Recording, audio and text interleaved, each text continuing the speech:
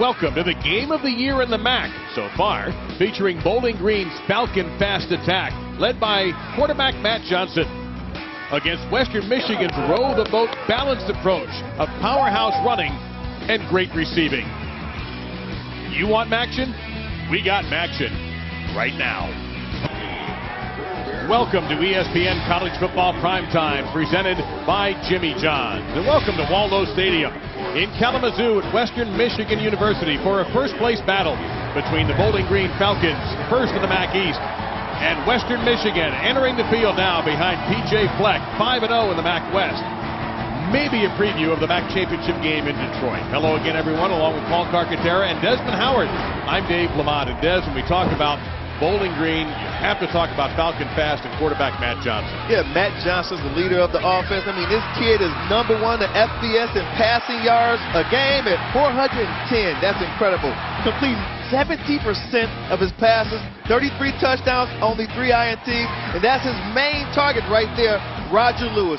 This kid can spread the ball around, Dave. Western can score also, but they do it with a more balanced approach. Last year it was all Jarvion Franklin. This year 3 guys carry the ball. Yeah, Jarvion Franklin's the guy who's returning, but you know, he's a selfless guy. Jamari Bogan has really come on strong lately, but watch out for true freshman from Indianapolis, Indiana, Levante Bellamy. He's a speedster. They want to get him out there on the edges and watch him go. And now let's get down to the field with P.J. Fleck as our Paul Carcaterra. Coach, there's a lot of hype around this game. What'd you tell them in the locker room? I told them to be them. Be them. And that was a very simple message. You know, we need to be physical tonight, but be them. It's hard to believe a year ago in a few weeks we're the worst team in college football, and here we are playing for a championship in the last few weeks. Yesterday you told me this is the best offense you've faced. So, how do you slow them down? Well, we got to be able to make plays. Our players have to play tonight. You're going to slow one down. You can't stop them. We're play a bunch of man coverage. Give our young kids a chance to go out there and play. Be the best they can be tonight. Thanks, Coach. You got to roll the boat.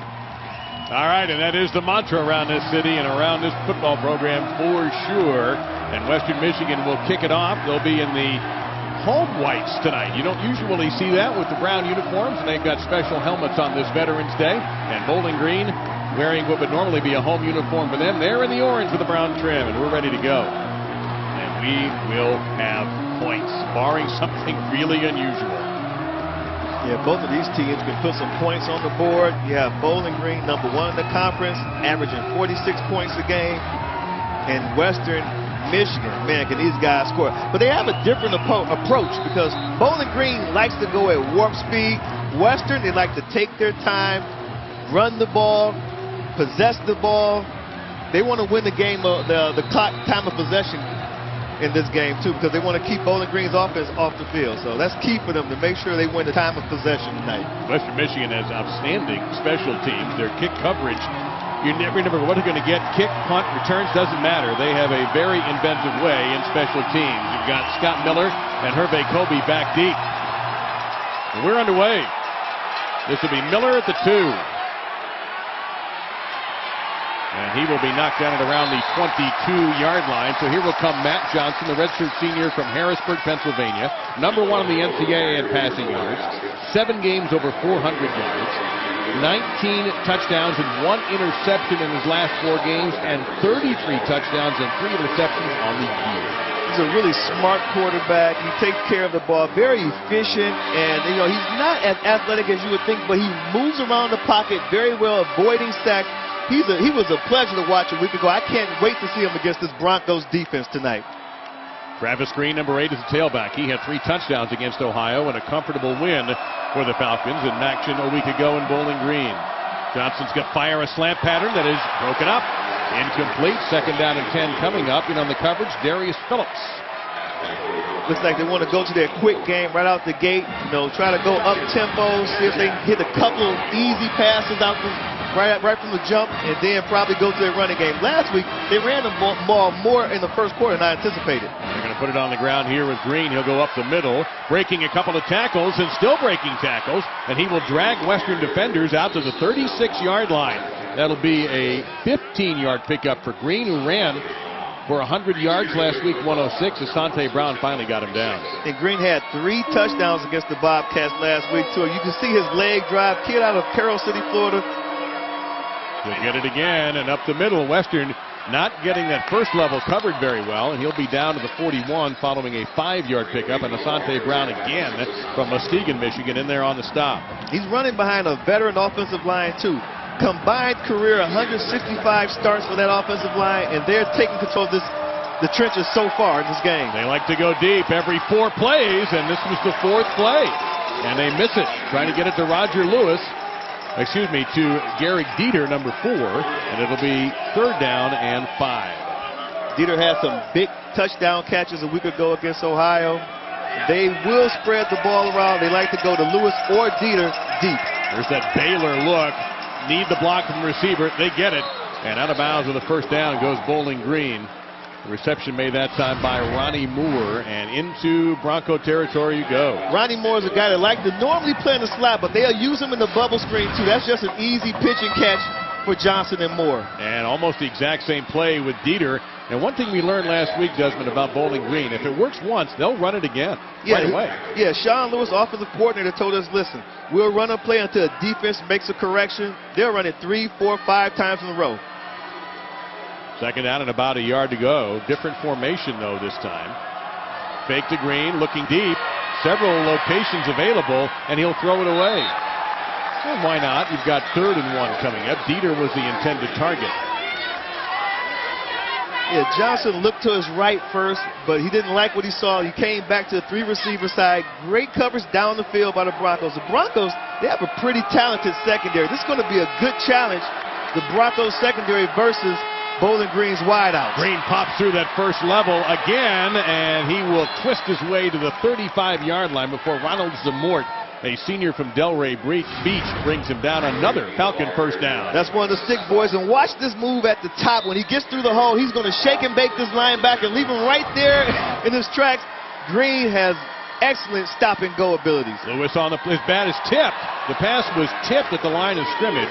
And Dieter, again, the intended receiver, was Zamort in coverage. It'll be 2nd down and 10. Yeah, I'll tell you what, Travis Green and Fred Coppett, these guys, they're such really talented running backs because the Bowling Green loves to pass the ball so much. I don't think they get as much credit as they deserve. And we have whistles here for the first time today. I think we have a timeout.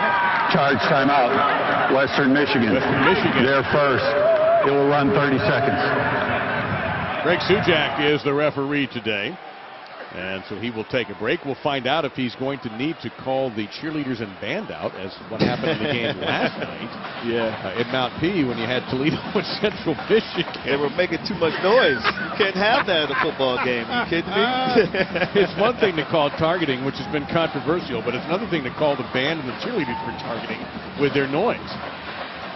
I've never ever seen that before. I don't know about you, Dave, but that was the first for me. No, that was the first. The Bowling Green has scored first in every game but one this season. That was against Maryland, and they would go on to not only just beat Maryland, they went on to pound Maryland early in the season. In fact, the Bowling Green feasted on the Big Ten this year with wins over Maryland and Purdue. Bowling Green is a very, very talented team. I mean, this group, we watched them last week. I was really impressed offensively and defensively. But now they come out in a different formation with 3 receivers at the top of your screen and 2 closest to you in an empty set for the first time. Johnson going to take a shot. Receiver is open to the goal line and a touchdown. Roger Lewis, his 65th catch, his 13th touchdown of the season, the 34th for Matt Johnson, best in the country. Roger Lewis averages 19 yards per catch, one of the most prolific wideouts in the country, not just Matt, but in the country. And they got the matchup they wanted. He was kind of in the slot, just ran a go route, and he's just so hard to cover one-on-one. Virtually impossible to stop. And now Lewis is number 1 in the country in receiving yards, passing Josh Doxson from TCU, who's not playing tonight. So Doxson will get a chance to make up for that. So a typical Falcon fast start for Bowling Green as they take a 7-0 lead, and it's Roger Lewis, who's had 5 straight games of 100 yards or more, is now has a catch at 24 straight and his 13th touchdown of the season.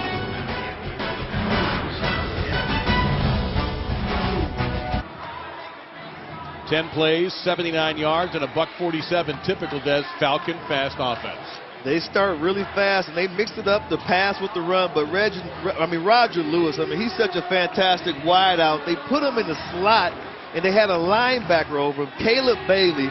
I thought the safety, Rontavious Atkins, #1, should have rotated over the top. You can't have the most prolific wideout in your conference, one of the best in the country, in the slot with a linebacker over him and not give him some help.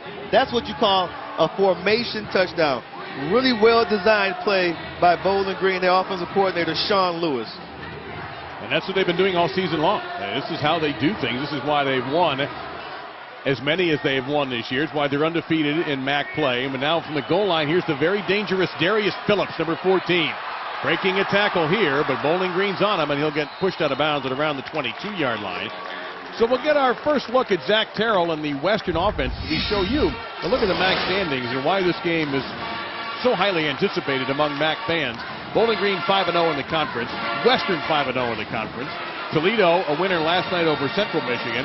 Northern Illinois playing right now against Buffalo. So Buffalo fans are rooting for Western Michigan tonight to have any chance to have any prayer of getting at Bowling Green. But right now the Falcons, particularly in the East, are absolutely dominating that division.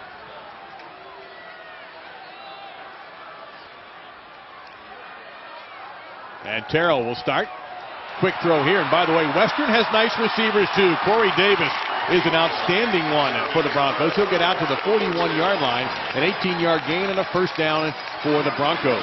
Yeah, Corey Davis stands at 6'3", about 205 pounds. Real strong receiver. Nice ratio to catching the ball. Throw it anywhere near him, he's going to grab it. I like this receiving core too. We got some excellent receivers on both sides of the ball tonight. You've got Corey Davis and Daniel Braverman, who've combined for now 142 catches, best of any combo in the country. Fake to Bogan, and there's Davis again, and he gets down to the 42-yard line.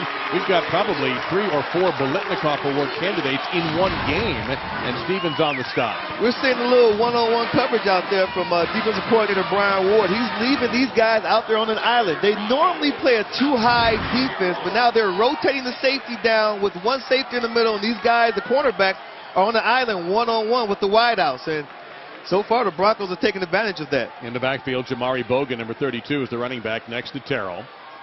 Back-to-back first down for the Broncos. A fake to Bogan, and that pass incomplete, and it's ruled incomplete. Not a lateral for Daniel Braverman, slot receiver, who is the other part of that combination with Corey Davis. Yeah, I like Braverman, man. He's such a gritty football player, slot guy.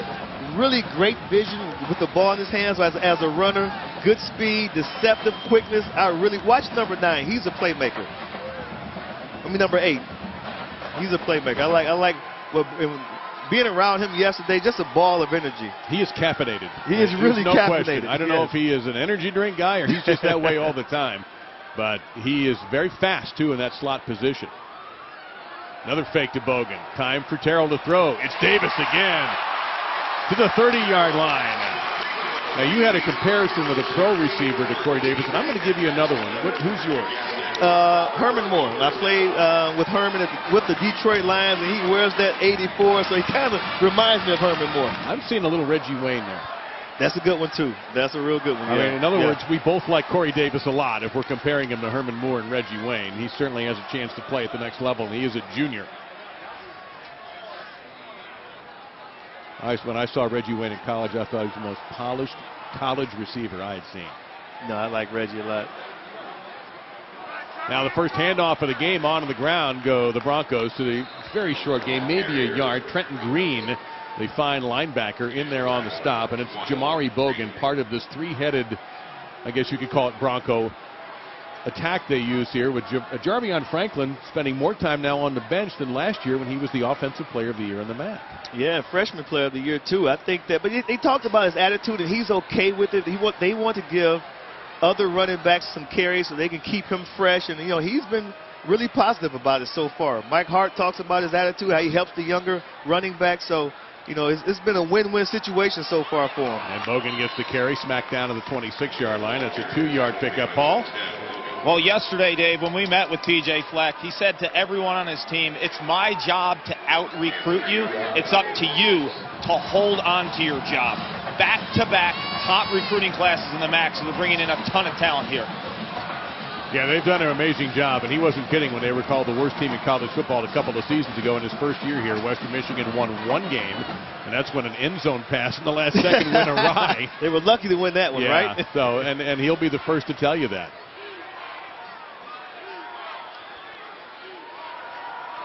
Terrell needs about 6, and he'll be sacked as he looked into the secondary, could not find anything there, and the sack is put together by Terrence Bush, number 37, the junior from South Bend. It was a slow developing play. He was looking to his left, and the receivers, they just couldn't shake the defensive backs. I think they switched the cover, and he just should have brought it down and started to run with it. He held onto the ball too long. That's what you would call a coverage sack. Now, it is a windy night here in Kalamazoo. We think that the bad weather they forecast is going to hold off during our game. Coming out for the field goal is Andrew Haldeman, the senior. He's 5 for 5 in his last 2 games. His longest of the year, 42. This would be 48. Got the leg. Got it. A new season long for Andrew Haldeman. Hit the upright, too. Every bit of that football snuck in. And the Broncos are on the board. Now they'll be talking fast time again. Can Western Michigan slow down that Bowling Green offense? Off the dink.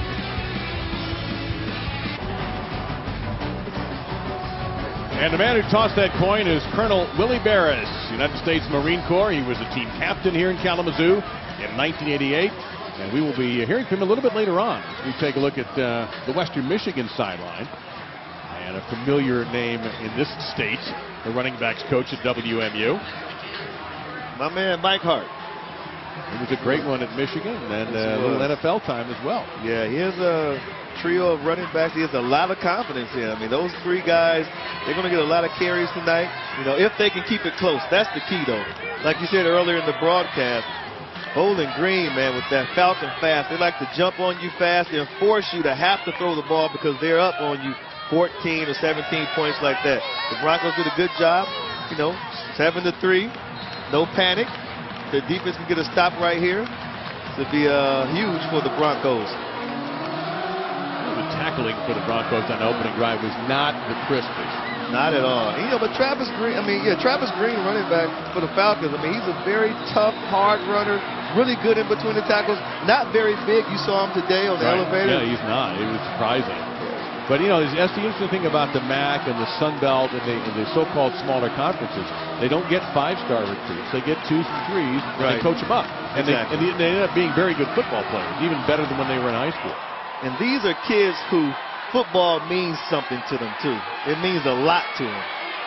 A good hit there to the 23-yard line, so another decent kickoff return by Miller. All right, we talked about hashtag Falcon Fats. Here's an example of what we're talking about, how quickly this team can score in under a minute. Going back, they've had a 4-second drive. Of course, that was set up by a turnover, but you get an idea of what they can do with Matt Johnson at the helm, including a 94-yarder back on September the 19th.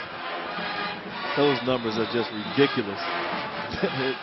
That's crazy. It's a product. Dino Babers is a guy who'll tell you his biggest coaching influence among many is Art Briles, head coach at Baylor's, where Babers was before he became the coach at Bowling Green. That's his second season here, and he has been a big winner. And again, good blocking by a very experienced Bowling Green line. That's going to be a 7-yard pickup before Rontavious Atkins out of Pahokee, Florida, a redshirt senior playing his last home game here. The Broncos finish up on the road, making the stop.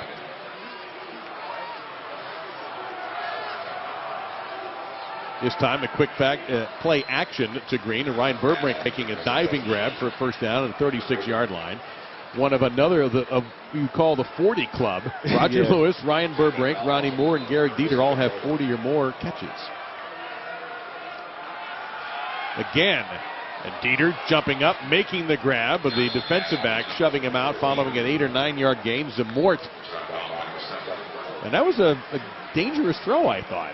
It was a little too close for comfort, but I like what Bowling Green's doing right now. If you notice, they're giving the Broncos defense a lot of different looks, keeping them on their heels, really stressing them out mentally. And no time to rest either. A long throw by Johnson, and if that tackle wasn't made by Atkins, that's a touchdown. That's definitely a touchdown saving tackle, but like I said, they're giving them so many different looks, They're making them stressed because they have to make adjustments defensively to everything that the Falcons are doing. They're doing it, like you said, at warp speed. This Falcon fast puts a lot of pressure on you. Yeah, you can see Western is just barely getting their DBs where they need to be. And now Johnson will keep it, and he will slide safely. He saw Atkins coming at him, and Atkins, we were told, is not a guy that you want to mess with. No, he's one of the toughest kids on this Broncos defense, one of the toughest kids on the team. You don't see Johnson keeping the ball, running with it a lot, too, so that was surprising to see him keep that. Well, he is getting a ton of time to throw right now. Dieter with another catch as he's thrown out of bounds by Zamort, but right now Johnson has his choice of where to throw the football. Yeah, he's in the rhythm right now. He's finding the receiver with the one-on-one coverage, and he's starting to pick the Broncos defense apart. Getting to think that field goals for Western Michigan's not going to get it done here. Quick hurl out here to the 30, and inside there goes Moore. He is shoved out of bounds. To make that Theo Redding, number 9. Asante Brown on the stop. So a gain of 6. It'll be second down and 4. And here are the Falcons now with another 3-by-1 formation. Just mixing it up. Green on the ground, and he'll be just short of the first down by a yard. The middle of the defense rising up. Western is playing without a key player in the middle linebacker spot. Robert Spillane was operated on yesterday. Yes. And that's a big loss. T42 Jason Silva is being asked to replace him. And Western will admit that they need Spillane out there. Green will chip through. One man to beat. He'll make the cut and easily cruise into the end zone. Touchdown, Bowling Green. Once he got past that first defender, Asante Brown, that was it. Yeah, well, Green is trying to get Asante Brown's scholarship revoked because that's the second time tonight he left his jockstrap on the field. I mean, ridiculous cutting ability. They call him the Florida Stick Boys, and he's the leader of them. Watch this cut right at the top of the, well, nice cut in the hole, but one-on-one, boom, boom. I mean, he doesn't even touch him. He can, if it was two-hand touch, he still scores easily against Asante Brown. Couldn't even grab the flag. 9 for plays, 77 yards in 2 minutes and 5 seconds. That's actually slower than their last touchdown drive, where they did it in fewer plays. And so far, Bowling Green perfect. 2 for 2, 2 drives, 2 touchdowns. Travis Green's 8th touchdown run of the season and 4th in the last 5 quarters. The Falcons up early, 14-3. So far, it's all Bowling Green, 14-3. Their 2 drives ending up in 6 points plus PATs. And Western Michigan did have the ball once, and a season-long 48-yard field goal by Andrew Haldeman. But you're not going to win this game with threes, not based on the way Bowling Green and Dino Baber's squad has come out ripping on the offensive end. It seems like Bowling Green right now, they're just really stressing the Broncos defense, throwing the ball out to the perimeter, then hitting them right up the middle with Travis Green on a couple of runs. And man, Green averages 5.5 yards a carry, and I mean, tonight so far, he's been on fire. We've got an excellent return man in Darius Phillips, standing at the goal line, leads the MAC, has house one this year. And he's going to get a chance right here at the goal line. Got a couple of good blocks, and he'll be taken down to the 23-yard line. Let's get back down to the field where Paul Carcaterra is standing by. Very special guest, Colonel Will Barris of the U.S. Marine Corps. Colonel, you were part of a 1988 MAC championship team. You were a safety, 27 tackles, I read. Unbelievable player in your time. You got to spend some time with P.J. Fleck in his program. Before the game, what was your message to his team? My message to the team was leadership. Small unit leadership. Just as in the Marine Corps, as we win these nations' battles since the beginning of history, the message was small unit leadership, work as a team, and win the battle. I know you spend a lot of time following football. You love your Broncos. What gives you the belief that P.J. Fleck can lead this program to a MAC championship? I think that Coach Fleck has the energy, the enthusiasm, and the framework for this program. It's going to go nowhere but up. Have total confidence that this program is going places, and a championship, I know in my heart, is right around the corner. Why'd you love playing safety so much? Well, I would say the most fun about playing safety is get to roam the field, and you got to come up for big hits, cover the pass, and in the end, it was all about teamwork. Colonel, thank you so much for everything you do for this great nation. Paul, thank you. And I'd like to take an opportunity to say Happy Veterans Day to all the veterans out there. present and past, and a happy belated birthday to all the Marines. 240 years. Semper Fi. Thank you. Colonel, thank you very much, and certainly on behalf of everybody at ESPN around the world, to all of our veterans, retired and currently serving, we certainly appreciate your leadership and your service, and hope you have had a wonderful Veterans Day. And you have to be overseas watching us, we appreciate that, especially those of you serving overseas. Levante Bellamy now the tailback on 2nd down and 4. Colonel looked in pretty good shape. You could sneak out there. You got that right. What did he say? 27 tackles? Wow. That's pretty impressive. And Bellamy breaks through to the next level, and he'll get a first down for the Broncos at the 47-yard line. Eiler Hardy on the stop from his strong safety position. Speaking of safety, stepping up to make a stop. Yeah, Bellamy is a true freshman from Indianapolis, a guy who they didn't expect to have the season that he's having, but he started to come on very strong lately. He's the fastest running back of the 3. Once he gets out there in space, it's going to be really hard to catch Bellamy. He'll get a little pitch out here, and if he gets the block, he's got the edge, and he did, and he does. And he'll be knocked down at around the 40, maybe the 39-yard line. That's a 13-yard pickup before James Sanford, the redshirt junior from Xenia, Ohio, knocked him out of bounds. So you see two completely different approaches right now. Exactly. You see Bellamy and you're seeing Bogan. Not a lot of Franklin, who actually was the MAC Offensive Player of the Year a year ago. He hasn't seen the field yet. This is the second drive for WMU.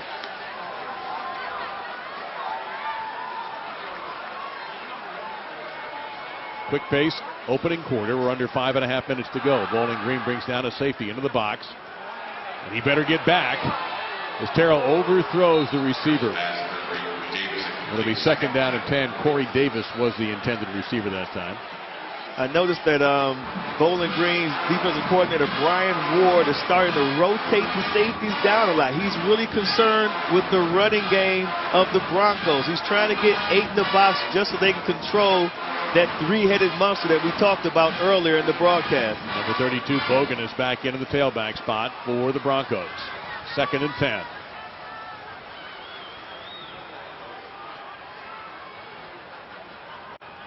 High snap. Bogan to the 30. Tripped up, but he gets the first down. It's a 12-yard pickup to the 28-yard line. Hardy on the stop, and Desmond, I get the sense that Western could pop a big run any moment. And they believe they can, too, against this defensive front. What he's doing, Zach Terrell, he's reading the front, and he's calling the offensive play to the weak side. You know, he's really good in making decisions. Every play that he gets has a run-pass option. They look to the sideline, and then based on the defensive front, he's going to call the play. Trips to the right of the quarterback. Terrell checking for that signal. Now an empty backfield set. Quick throw. He's got time. Goes underneath and missed it. Had a few options there and took the shortest route for Bogan. It'll be 2nd down and 10. You got to give credit to the Falcons defense. They didn't bite up on that first pump. The guys, they stayed back. He was trying to take a shot down the field, but the secondary stayed back, so he tried to get it right back out to Bogan. Now Bogan will check out, and that looked like Bellamy, number 5, has come back in.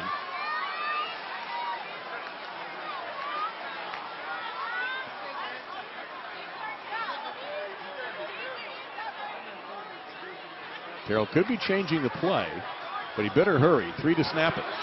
2, gets it. Taken off. Not a big runner. Neither of these quarterbacks are huge runners, but he just sought the contact that time and picked up about 5 before Mike Minns, number 54, brought him down. It'll be a 3rd and 5.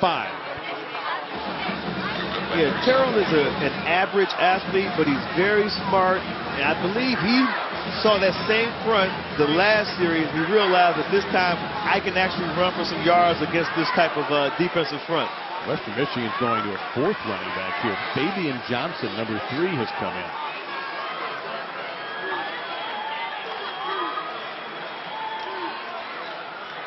Be interesting to see what happens if they don't get it.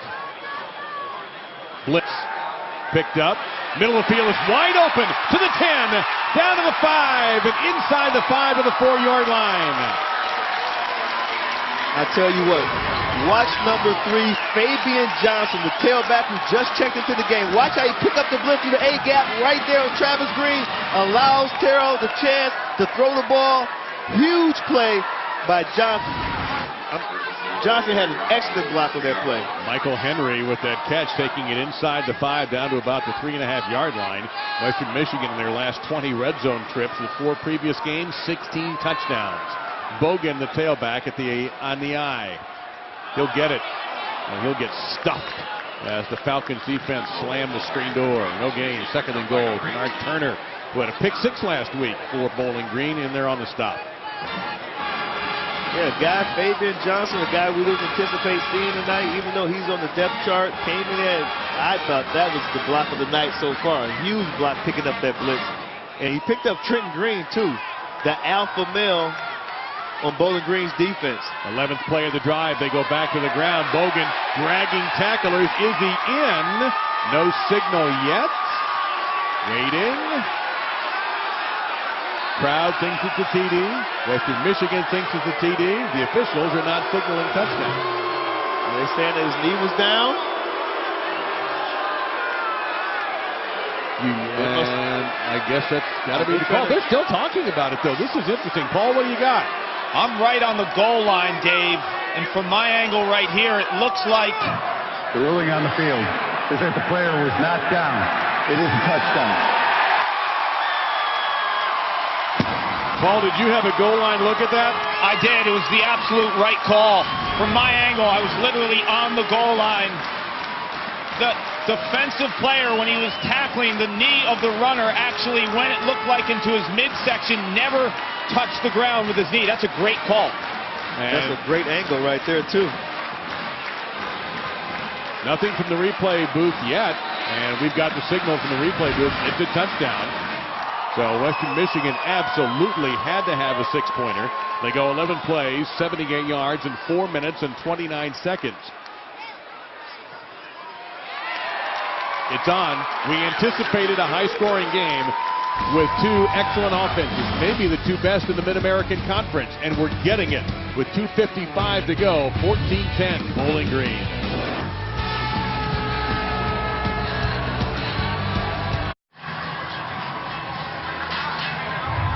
So that's a big opportunity for the Western Michigan defense to get a rest on that nearly 4.5-minute touchdown drive by the Broncos. Dave Lamont, Desmond Howard, Paul Carcaterra. Your crew tonight from action from Kalamazoo, Waldo Stadium, off Stadium Drive in Western Michigan, in between Chicago and Detroit. Not actually, closer down to South Bend. We're closer to Notre Dame right now than to Chicago or to Detroit. Isn't that crazy? I'm sure if you just want to drive down there later and walk around, you'd be welcome. Well, the people down there, they're very happy right now because they're number 4 in the college football playoff rankings, so they're pretty happy down there in South Bend right about now. Part of the 5-yard line, this is Scott Miller. Made one-man miss, and he is dragged down from behind at the 25-yard line. And let's check in with our studio guy. Serious MAC West implications for that one, and Buffalo's got to win and hope that Bowling Green loses. If Bowling Green wins this game tonight, they clinch the MAC East.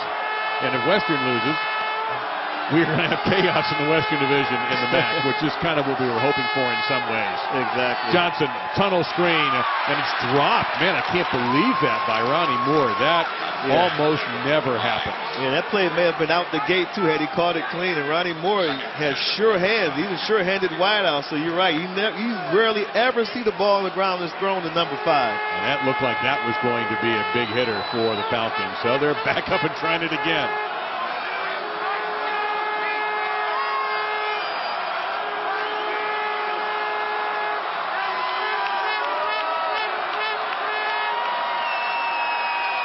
Pressure, and Gehrig Dieter, will make the grab for about an 8-yard gain before Zamort brings him down.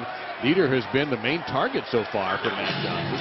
Yeah, when they go to that 3-by-1 set, and you have Dieter in the boundary by himself one-on-one, Johnson's going to him every time. Like Coach Lewis said, they will run the same play over and over until the defense makes an adjustment. Yeah. Gary Dieter with 4 catches so far for 36 yards. Johnson on the zone read. It's a foot race, and he slid down short. He will not make it. And for the first time tonight, Bowling Green will send out the punting unit. And I got to be very honest, if I'm Western Michigan's defense, I'm thrilled that he kept the ball. Yeah, that was a huge, huge series for the Broncos defense. Look at him celebrating on the sideline. And Coach Fleck is amped up over there too, which is not unusual, by the way. Not at all. For the youngest head coach in FBS, and an energetic cat, to say the least. Daniel Braverman awaiting the left-footed punt from a good one, Joe Davidson. He's got the wind at his back a bit. Braverman will be hit immediately and just snowed under. They're going to mark him down at the 18-yard line. He paid the price for not making the fair catch, as Moore and others were in there. Built by the Home Depot, Saturday, 9 Eastern on ESPN, streaming live on Watch ESPN. Now, what do they feed you down in Waco? We discussed banana pudding in Tuscaloosa. What's the Waco treat? That's a good one. We've only been there once, and that was, well, I've only been there once, and that was last year. And man, I don't think I had anything worth mentioning on air right now. Okay. I can't recall anything that's special. Long pass, that's Davis, and he will be brought down around the 26-yard line for a gain of 9. But I must tell you, I did enjoy that banana pudding down in Tuscaloosa last week. That was a treat. Yeah, but we put you to the test this week. The donut shop, so. Oh, yes, sir. Jamari Bogan is, yes, sir, is in at running back. You got to know your college town, folks. You just got to know where to go. Exactly.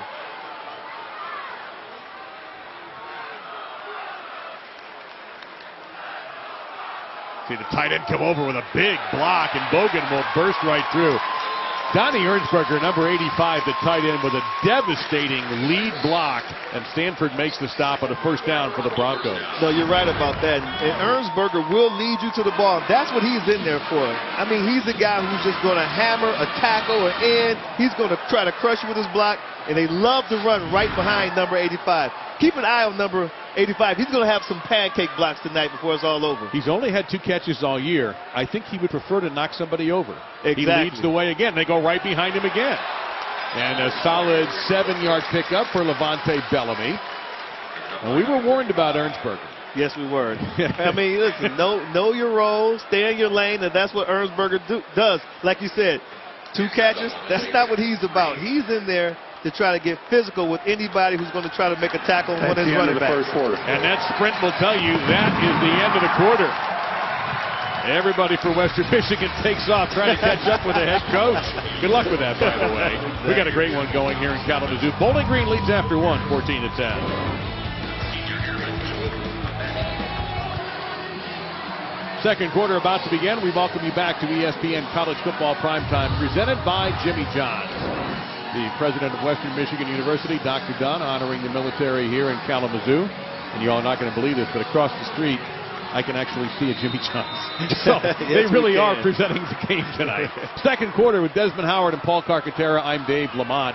And you can get away with a shirtless look tonight in Kalamazoo. It's in the 50s. Yeah. Overnight, it's going to get a little weird around here weather-wise, but it should be good for the rest of our game. And we've got a fantastic start as Terrell is hit as he throws. Lobs it up for Davis. Davis goes and gets it. What a grab around the 22-yard line. And let's see where they mark him down. One-on-one coverage with Clint Stevens, and Davis wins it. Davis is 6'3", 205 pounds, deceptively fast. He can get on top of a defensive back, and he has the range to go up and get it. He's the guy who they really need him to come up with the big play for them in tonight's game, and he makes it for them. He was the MAC West Offensive Player of the Week for the game he had against Ball State a week ago. 3 touchdowns, 163 yards. Terrell hit again as he throws. Braverman takes a shot, but he'll make the catch at the 16-yard line. Stevens with a hit there. It's a gain of 5, 2nd and 5. And Davis is he's going off the field right now. But, yeah, they need him to come up with some big plays for him tonight, especially going up against this Falcon fast offense, trying to match point for point. You know, so far in that first quarter, both teams averaged 7 yards per play. I mean, that's pretty impressive. Both teams, 7 yards per play. So they go to the ground, they do. Inside the 10 goes Jamari Bogan. And that'll be a first down for Western Michigan. Bernard Turner on the stop. Bogan at 5'7", he's just like a little bowling ball right there. Very powerful, has the ability to find creases and keep a pile moving. Very low center of gravity. He's a hard guy to tackle. After the play, unsportsmanlike conduct, number 20 on the defense. That's his first. 50, or excuse me, half the distance to the goal. Automatic first down. That's Trenton Green. That's the first penalty, I think, of the game. I believe you're right. We like that. Yes, we do. Everybody likes that, including the officials, I'm sure. Yeah, they don't need that. Bowling Green, they don't need that out of Trenton Green. He's one of the leaders on the defense. The alpha male, he needs to keep his head because they're in a dogfight right now. Bogan. And for the first time tonight, Western Michigan has the lead.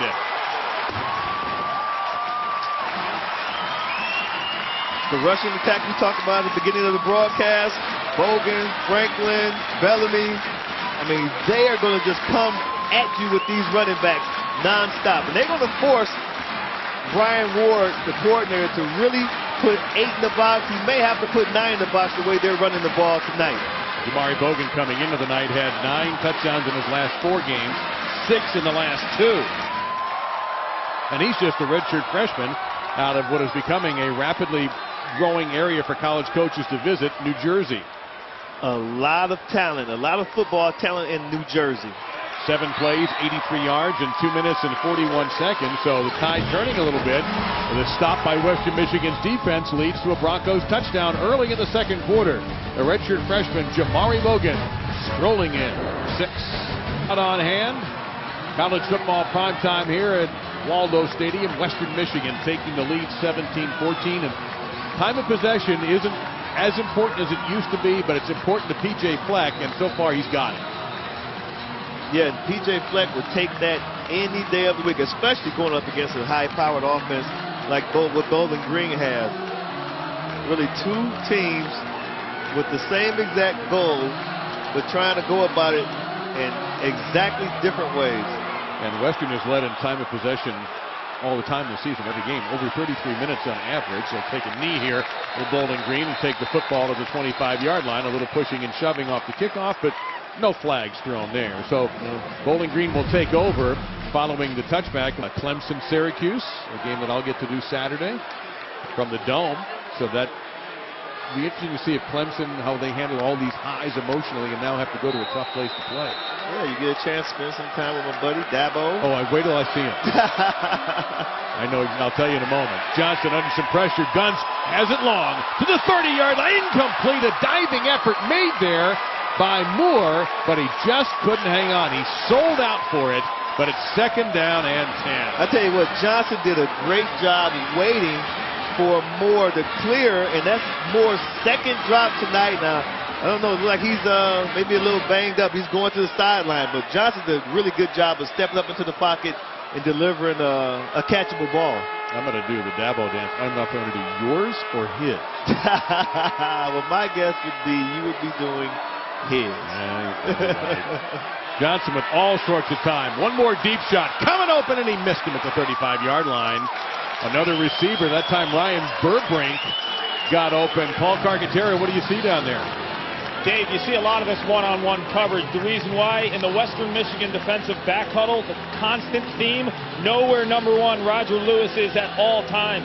His touchdown, he had a linebacker on him, a complete mismatch. They want a corner and safety help on him every single time. That's why, Dez, a lot of these other guys are getting single coverage. And Matt Johnson will take that every day, all day, because he has a lot of confidence in all of his receivers, not just Roger Lewis. He's getting a lot of time from an experienced offensive line, but right now he's looking at 3rd and 10, and he's looking at a delay of game penalty, too.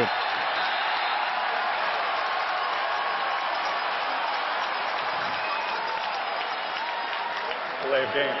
Number 11 on the offense. 5-yard penalty remains. 3rd down. 3rd down and 15. Now, you'd think for a lot of offenses that would be a major problem, but I don't think it is for the Falcons. I agree with you, partner. And I'm telling you what, Ed Pinkham, the defensive coordinator for the Broncos, he's going to really have to try to figure a way to manufacture some pressure to get at Johnson. Because Johnson, like you said, playing behind that experienced offensive line, He has all night to throw the ball so far. And they go empty backfield. Western rushes 3, tunnel screen to Travis Green, and the Broncos will stop him at the 28-yard line, forcing another 4th down.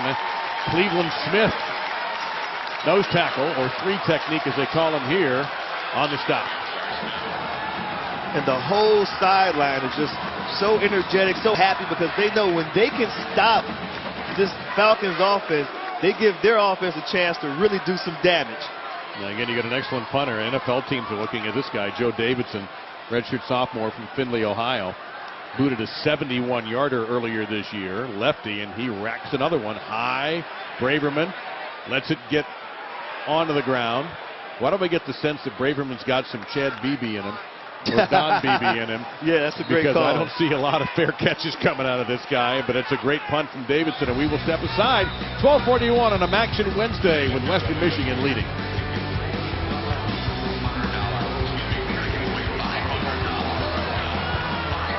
A 2-hour, 45-minute drive separating these two schools. Next week, Bowling Green will be home against Toledo. About a 20-minute drive separating those two schools. And when you talk to the Bowling Green coaches about Toledo, their voices change. They drop a little bit. They get a little snarly. I mean, there is a genuine rivalry in all sports in the Mid-American Conference with Bowling Green and Toledo because of their proximity. I'm all too familiar with that tone. I know the tone. Yes, you do. Yeah, I'm all too so you get it. I mean, yes, sir. And the big rivalry for Western Michigan is Central Michigan. That's when that tone comes in exactly. When you talk to supporters of those two schools. Terrell under pressure, and it'll be 2nd down and 10 as Taylor Royster, number 33, came in from behind Terrell to knock him down. Taylor Royster is a former walk-on. He had a sack last week against Ohio, and he comes around the edge. Big guy, not tall, but 260 pounds at 5'10", overpowers number 85, Ernsberger, and gets the pressure on Terrell. That was a kind of a slow developing play, too, and Terrell looked at his wide out the whole way. Bogan is the tailback. Have not seen Jarvion Franklin yet. Terrell hangs in that time, and again he looked at Davis for quite a while before Clint Stevens spiked that one down. It'll be 3rd and 10. That was close to being 6 going the other way. Terrell, like I said, he's been really eyeing his receivers. He's not looking guys off. He's looking in one direction, and he's sticking with them, and then coming off late. So I don't know. He's not on his game right now so far in this ball game. This drive is a huge opportunity for Western Michigan to take some control, but he's missed 2 in a row. One really not entirely his fault, and one that looked like he could have turned it, as you said, into 6 the other way. 3rd and 10. Stunt by Bowling Green. Terrell's got a receiver wide open, and coming back to the football was Michael Henry. He gets it down to the 35 at the 14-yard pickup and a Broncos 1st down. Yeah, Bowling Green's front 4, they did a stunt, came to the inside. Terrell did a really good job of just buying some time by rolling out. Good job by the wide out. Henry sticking with Terrell to get that 1st down. We have a conference. Is there a flag? Holding. Number 72 on the offense. 10-yard penalty from the previous spot. Replay. 3rd down. They'll wipe out the 1st down. We've had so few penalties, we don't even look for the flags. We better start eyeing those things again. Yeah, pretty clean 1st half so far, so surprised by that. But yeah, he grabbed Tiny the jersey. grab there. Yeah, you got to call that. Not even sure he had to do that. I think Terrell was pretty clear. So now it's 3rd and 20, and the 11-yard line. Tunnel screen, and this would be almost like the same drive that Bowling Green just had. They went to a tunnel screen on 3rd and long following a penalty just to kind of get some yardage back, and now the Broncos will punt. We'll get a look at Jay Schroeder. Corey Davis has now already gone over 100 yards for the 4th straight game. He had over 200 catches for his career coming in, the junior. They got Ronnie Moore for Bowling Green lined up deep to catch this punt. Very dynamic, wide out, slot receiver, but he's excellent out there in space. That's a change from Ryan Burbrink.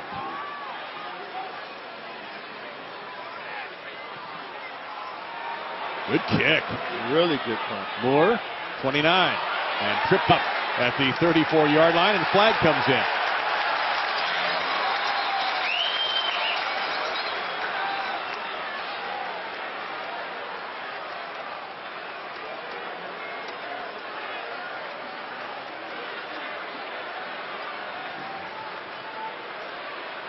may be against Bowling Green here. A little conversation generally is on the return team in these situations once the ball is caught. Well, it looked like Clint Stevens, number 2. During the return, illegal block in the back. Number 2 on the return team. 10-yard penalty from the spot of the foul. 1st and 10. It was Clint Stevens, number 2, defensive back, blocking the back. It's Saturday night home of the week after Texas. Okay. They bounced back very quickly Yeah. against Kansas State. And they played that game with an anger and a purpose, and they have since then. Yeah, it's going to be a good game. I can't wait. This is a really good matchup for Baylor. Middle of the field, and it's going to be a first down here for the Falcons. Caleb Bailey on the stop, and that is the speedy Ryan Burbrink, the senior, kind of Bowling Green's version of Daniel Braverman, that slot guy with good speed and good hands. Bowling Green's defense just had back-to-back 3-and-outs, so that's pretty good for those guys, and they must be feeling happy on the sideline about what they've done so far. But the offense right now, this is a really, really big drive for the Falcon Fast. Western Michigan had their chance to kind of take control, and now Bowling Green can try to take the lead. Another catch for Garrick Dieter. He's racking them up. I think that's 5 already for him. And that'll be a gain out to the 37 for 5, 2nd and 5. Travis Green up the middle. Green has the first down. He'll pick up 6 there, tackled by Grant DePalma, who's playing beat up with a groin pull. He's black and blue from the thigh to his abdomen, but he's out there for a few plays as long as he can take it. Classic middle linebacker mentality, man. And Western Michigan bunched that play up, but it's a completion to Burbrink. Look how quickly they hustle to that line of scrimmage. Falcon Fast is content right now with just dinking and dunking the ball down the field and giving it to Travis Green when they see a little crease in the offensive line. Green again. There he is again, yeah. Stopped short of the first down, though, in between the 50 and the 49-yard line by big Cleveland Smith out of North Miami Beach High in South Florida. So here's an intriguing, I think, 2-down territory for Dino Babers' offense here. 3rd and 3. He decides to go empty. This could be a shot down the field here, too. Western plays coverage. They go short instead. First down. Another catch for Garrick Dieter, his 6th. So he's got 55 on the year. McKinney in there on the stop. Number 98. Western Michigan going without the names today. And the RTB stands for row the boat. I don't know if Desmond and I have enough time to explain that to you. Going to go deep here. Into double coverage, and it's almost picked off by Zamort. Scott Miller was the intended receiver. Number 21, it'll be 2nd and 10. Really surprised he went deep to Scott Miller. I mean, I thought the Broncos had pretty good coverage on that play. They had a safety deep. He did a really good job of reading Johnson's eyes. He goes over. Man, number 7 is the guy we talked about, Ronald Zamort. Really small guy, 5'10", but great cover skills, ball skills. Plays much bigger than he actually is. A true competitor out there, number 7, Zamort.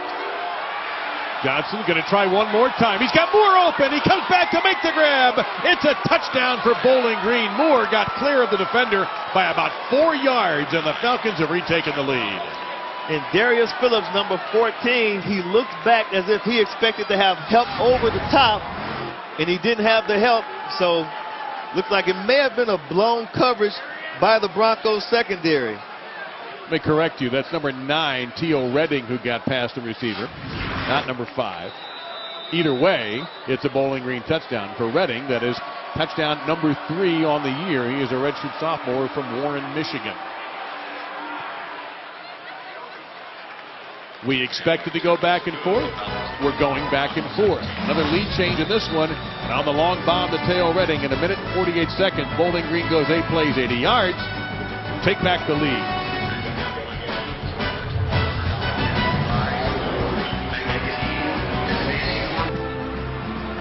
We want to thank the men and women, those gentlemen there in uniform, and all around the world representing the United States in the Army, Navy, Air Force, Marines, Coast Guard, National Guard, and those who are serving and those who have served.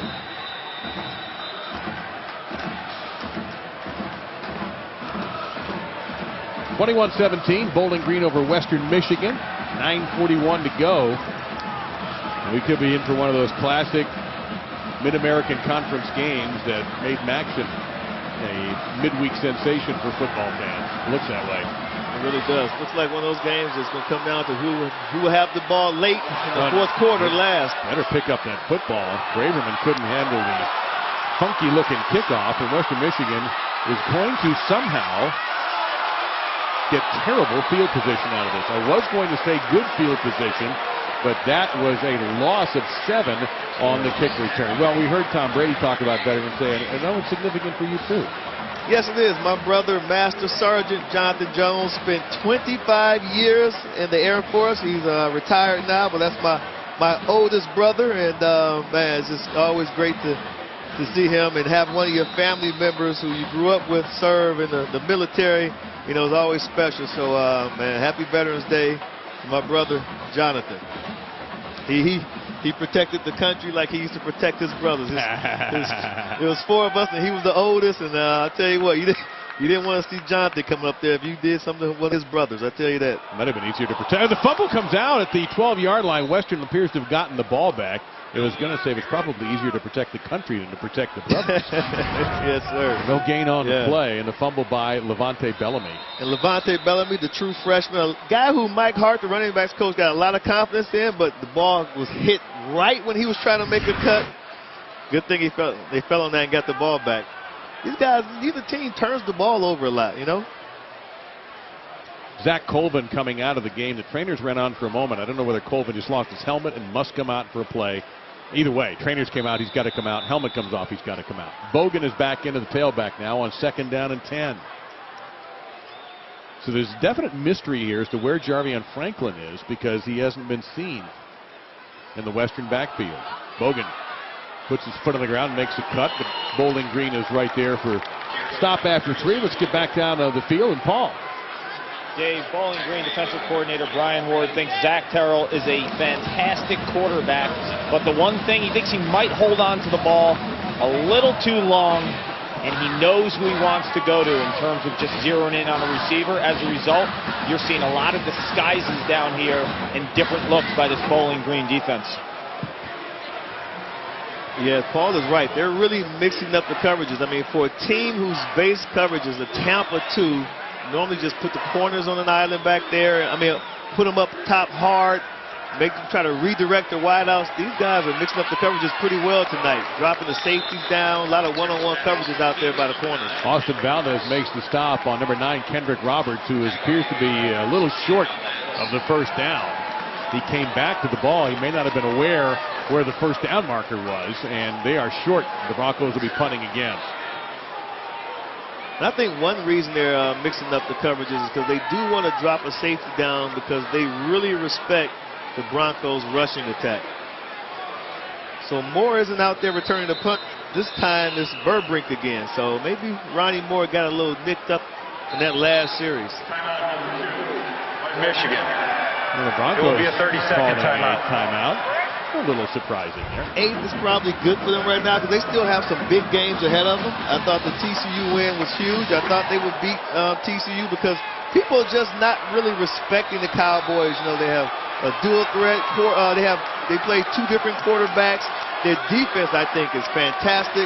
So now I think the football world is starting to wake up to what Oklahoma State brings to the gridiron. Is this an attempt? No, they're going to go for it in their own territory and make it on 4th and 1 from the 21-yard line. Their own.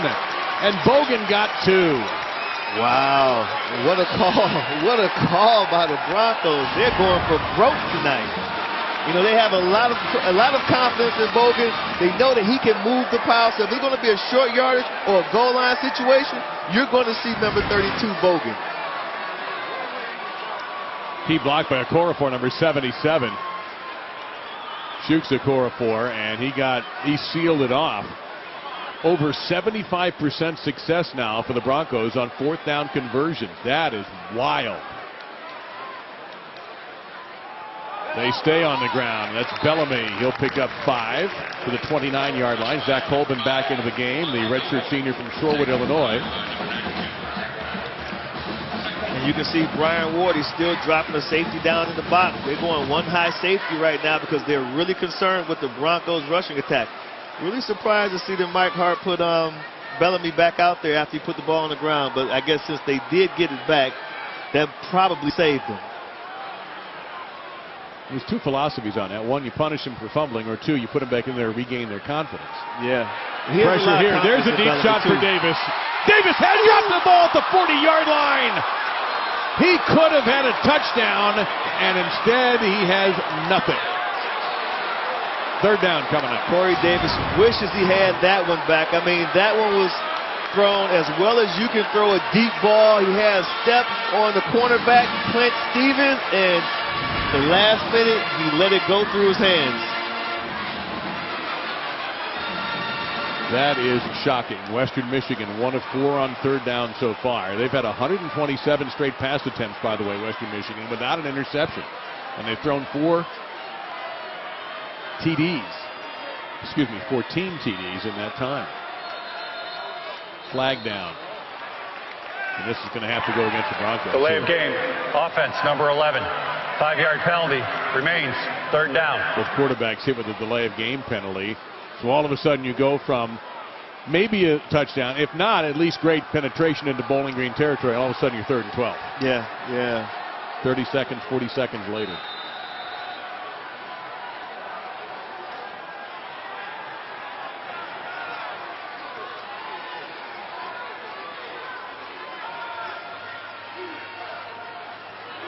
Third and 12. Pressure from behind, and sacked again is Terrell.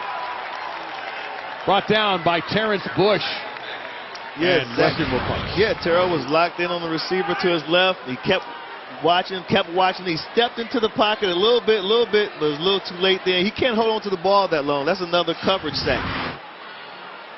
And you got to get rid of it. And Paul Carcaterra pointed it out. That's something the Bowling Green coaches thought, if there was a weakness in Terrell's game, that was it. Ryan Burbrink hanging around the 40-yard line. Pressure. It's got a funny spin on it, this punt. Everybody, and it goes the wrong way for Western Michigan, the right way for Bowling Green, and it'll be out of bounds at the 45-yard line in Bowling Green territory. So a potent offense, one of the very best in the entire country, going to get great field position.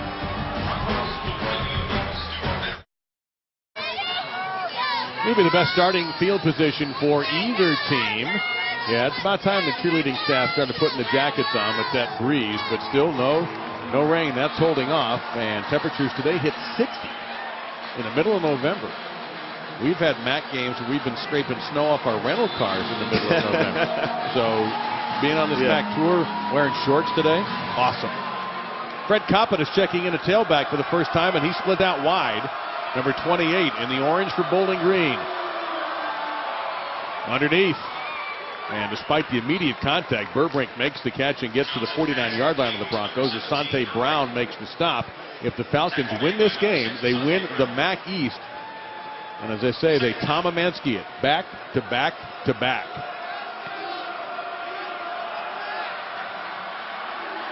Off the play action, and well defended that time by Zamort. Got a hand on that pass, I think, as Roger Lewis was the intended receiver. Yeah, Zamort is a young man who they have a lot of confidence in. He plays with a lot of confidence, too. He doesn't mind. He doesn't care who the receiver is. He's going to go one-on-one, man-to-man. Look at him right there. Physical. He's only 5'10", but he has really good ball skills, good hip movement, too. Zamort against Lewis is a matchup I'd pay to see. I mean, those two next-level type of players. And they're right in each other's face right now. Zach Johnson stumbling a little bit. Will he cut back? He'll get that first down this time. He tried once before and couldn't do it, but he picks up 5, and the Falcons keep it rolling. Keon Adams on the stop. Yeah, Johnson is not the guy they want running the ball, but I tell you what, he's pretty just clever, like the way he make guys miss, little subtle movements here and there, and he knows when to get down so he doesn't take the big hit. Johnson, now he has all day. All day. Missing a receiver who's wide open, Des. You saw him down by the 5-yard line. Yeah, you know, he pulled it down, and he looked to his left. Roger Lewis was all by himself down the field, and we got a flag on the play. Easy for us to see. We're sitting up there, but Johnson missed an open receiver, and that's rare. Holding. Defense, number 6. 10-yard penalty from the end of the run. results in a first down. And you're getting an idea by looking at the officials' pants there that it is getting really breezy here at Waldo.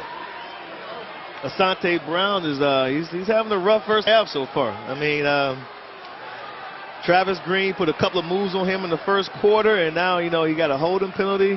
He's going to have to settle down. He's one of the guys, they really need him because he's very active in the Broncos defense. They put him in the box against the run. He's active in the passing game and coverage. But it's Zamora to Lewis right there, and Lewis beats him. Touchdown, Bowling Green. I tell you, that's the matchup that you want to see. Zamora against Lewis. And it seemed at the end of that play that Lewis may have gotten away with a little shove or maybe a little push in the hip area that created the separation between him and Zamora right at the end of the play. One-on-one is what you want to see. But watch at the top, it seems like he pushes him off right there to create a little bit of separation to catch that touchdown. I think Zamora is hot right now about that. That's a sweet throw from Matt Johnson. Came into the game with 33 touchdown passes and only 3 interceptions. He now has 3 touchdown passes. Are you kidding me? 36-3 on the year for Matt Johnson now. And for the second straight week, Tyler Tate nails a upright. So a missed extra point for this academic All-American. I think he's going to med school. 5 plays, 55 yards in 62 seconds, 36 touchdown passes from Matt Johnson. Bowling Green was in our hotel as of last night. I'm walking down the hall. The team is stretching. I'll finish the story here after the kickoff, which is a short one. It'll be taken by the up man to the 20-yard line. To the 30. And trying to get to the edge. This will be decent field position for the Broncos. Before I tell you about my meeting with Matt Johnson, let's have a meeting with Chris Cotter. Chris. All right, Chris. So I'm passing a couple of players stretching in the hallway. One of them, Matt Johnson. And as they walk by, he goes, "Hey, Matt Johnson for Heisman." He said that about himself. And I said, I don't have a vote, which I do not. I have a Bolitnikov vote, and I told him, you know what, I can't vote for you, but I could vote for Roger Lewis to make the top 10. Levante Bellamy in the pattern there, incomplete. You legitimately have between Davis and Braverman for Western Michigan. Yes. Moore, Lewis, Burbrink. I mean, you've got guys who could make that final 10, the semifinalists, easily. Oh, no doubt about it. I mean, you have some just some talented wideouts in this game on both sides of the ball for Western Michigan and for Bowling Green. I mean, you know that Corey Davis is just like beating himself up for dropping that one, because that could have really changed this game in their favor. Darrell's looking for Davis. He comes back to the football, as every good receiver does. He's literally knocked down at the marker by Clint Stevens. Well, you think about the impact of that drop. Exactly. They end up having a penalty. They end up having to give up the football, and Bowling Green, their shortest drive of the game, goes in with another touchdown pass from Matt Johnson. While Davis is having a great game, as we show you, you know, there's a huge swing, though, in the favor of Bowling Green when he dropped that ball. So a lot of football left to be played, though. A lot of football left to be played. I have a feeling he's going to bounce back. Well, he's done so far. 115 yards. Bogan is the tailback. Darrell all day, and Braverman cannot make the grab. And that's a bit of a surprise, too. We've seen Moore, Davis, and now Braverman drop the ball. And it's just a simple drag route, and Terrell waited and waited and waited, delivered the ball. I mean, that's a play that we've seen Braverman make time and time again. So maybe it's the little win. We saw the official's pants blowing like that. Maybe the wind took it at the... Yeah, you're going to defend the receiver because he gets the wind. At the last minute, it's just, it's just a big gust. Yeah, exactly. Terrell has to get rid of it in a hurry. He does. That's Davis. And that's a solid 8-yard pickup. So it sets up a big 3rd down and 2. Stevens on the stop. Western Michigan has just one timeout to use in this half, and Bowling Green has all 3 of theirs. Again, the Falcons, as you see the flags whipping up a little bit. Yes. 52 degrees, yes, that 14-mile-an-hour wind, it's going to be higher by the time we sign off tonight. Hopefully the rain will hold off. That's the big key. Exactly. That wind and rain, just a nasty combination. Going to be an easy first down here. Western Michigan's offensive line getting the job done. Bernard Turner in there on the stop. And inside the 40 goes Jamari Bogan.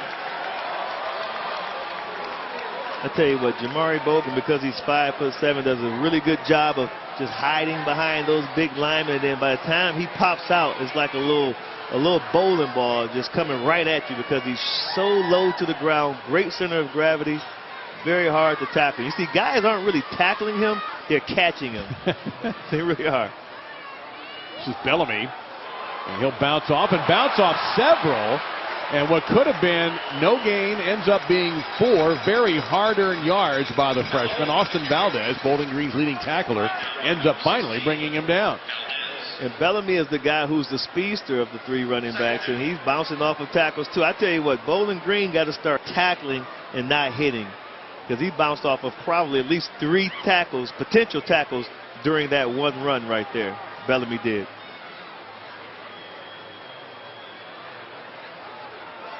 Fumble, and I think Bowling Green has it. On the zone read, it wasn't handled right, and it is Falcon football at the 35-yard line. You're right. You're right. They mishandled the zone read. That's why that play is so, just so complicated, especially when you run it with a true freshman, because you have the ability as a quarterback to either keep it in his gut or to pull it out at the last minute. Is that the fumble was recovered by Bowling Green. 1st and 10. It was recovered by Trenton Green, the redshirt junior, another South Floridian. Both these teams are chock full of them. He's from Pace High in Miami. And now a major turnover. First of the night. Neither of these teams have been turning the ball over in MAC play. Not at all. But Bowling Green has the edge. They have the timeouts. They have a team that 2:21 for them is like 2 hours and 21 minutes. And you don't see the Broncos run a zone read a lot either. No, and that's really what I don't understand sometimes, why you...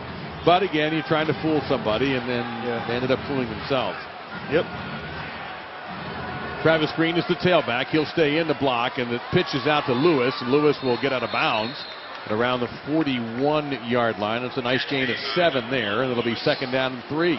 A nice little wrinkle for Bowling Green's offense. Now they're going 3 by 1, but putting the 3 wideouts into the boundary with Dieter at the top by himself. Same play, and there's Lewis, this time tackled inbounds, but he has the 1st down. That'll stop the clock while the chains are moved. Grant DePalma on the stop. Will they run the same play again? And they do this on their side where they're closest to their sideline, the hash. Fake the play. Gonna go deep. Pass is rejected. A swat. It'll be 2nd down and 10. That's very smart by the defensive line of the Broncos. If you can't get to Johnson and you see he's throwing these quick passes, then get your hands up. Make him throw through the forest, and maybe he'll hit a limb. He hit a face mask. David Curl that time blocked it with his face. 2nd and 10. Now they go 3 to the top of your screen and send Green, the tailback, in motion. Now he backs up and in the pistol next to Johnson. Stays in. Deep for Lewis. A lot of coverage. A little bit of bumping. No flags. It'll be 3rd down and 10. And that time he drew 2 defenders. Yeah, a little bit of contact. I think that Zamora's like, okay, so we're going to do some little hand-to-hand combat on the way down this time. That's how they're going to call it. I'm going to put my hands on you, too. Really good matchup, Zamora and Lewis.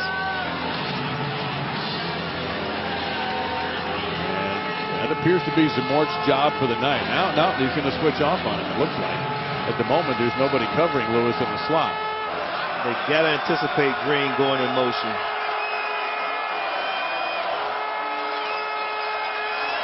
He doesn't. Johnson has all day. Now he takes off, and he'll be brought down at the 45-yard line. A huge stand for Western Michigan defensively as Andre Turner gets the sack. Yeah, Johnson looked like he was confused with the coverage of the Broncos back end, the secondary, and he didn't know where to go with the ball. Their final timeout of the half. It will run 30 seconds. 1 minute and 39 seconds, and actually a good idea here by P.J. Fleck. Otherwise, Bowling Green would have burned 30-some seconds off the clock. Yeah, he looked like he was confused by the coverage, did not know exactly what they were doing on the back end, because you had Green running clear down the field. He didn't even look at the running back, Travis Green, and held the ball too long and got sacked.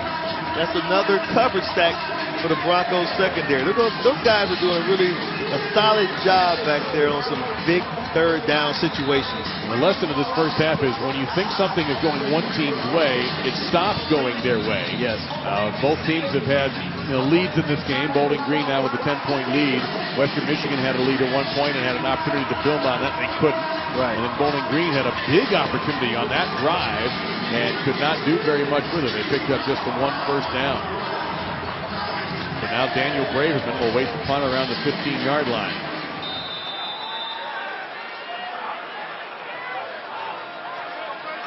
Bowling Green getting set. So when Zach Terrell gets the ball back for the Broncos, he won't have a timeout.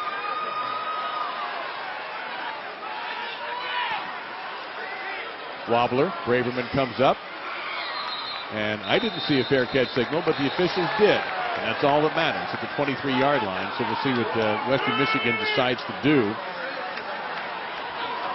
Now the trick is here.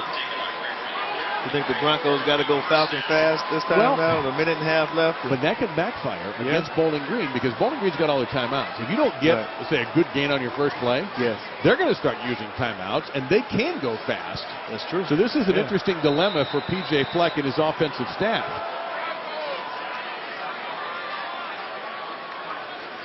And if I thought of it, you darn well know that Dino Babers and his staff thought of it.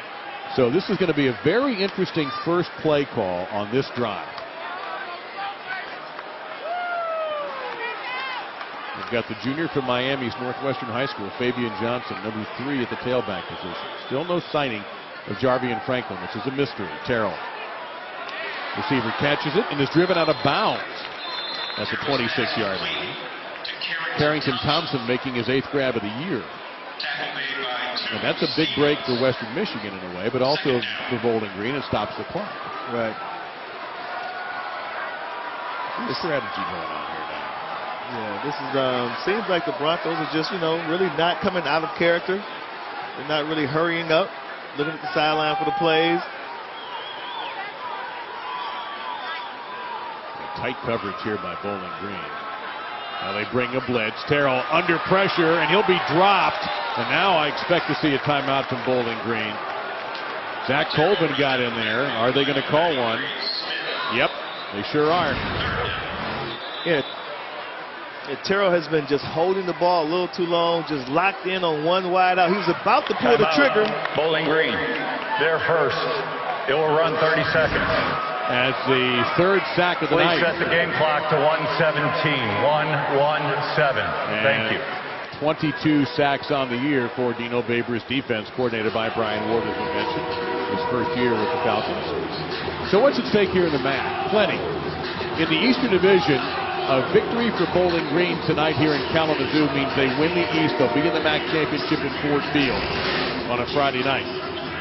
The Western Division is a little bit different. Toledo a winner last night. Northern Illinois playing Buffalo right now. Central Michigan at 4-2 took a tough loss against Toledo last night. So the Rockets are still back in it. But Northern Illinois has a game on them. However, next week, follow this along carefully. Western Michigan and Northern Illinois will play in DeKalb, and then Western Michigan has to play Toledo in Toledo. Wow. So good luck trying to figure out who the Western champion is going to be. The East is a little easier.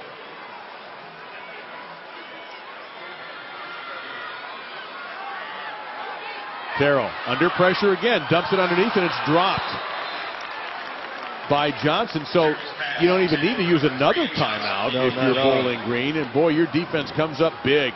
Yes, they did. That was just a bad series, the worst series that Western Michigan could have had under these circumstances. So to give the ball back now to Bowling Green, they love to score one more touchdown before going into halftime.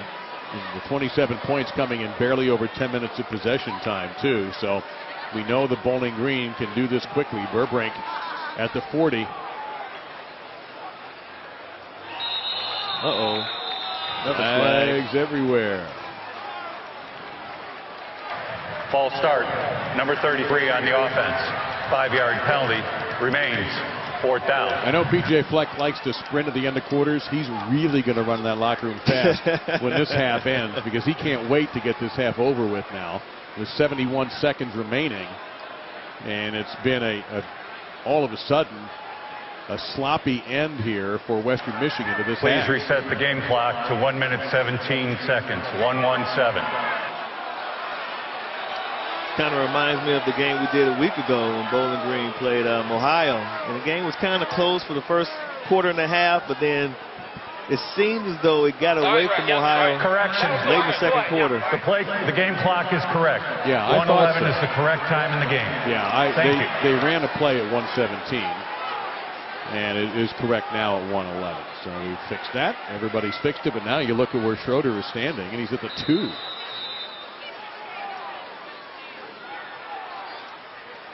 Western Michigan has punted on 3 of their last 4 possessions. Schroeder on the rugby run. Racks it. Fair catch, 36-yard line. Punt of 47 yards. Bowling Green with 1 timeout remaining. And remember, 103 to them. Oh, that's a... Now, I said that, of course, when it was 2 something to go, and they didn't do anything. So. Right, yeah. Tense time for Western Michigan.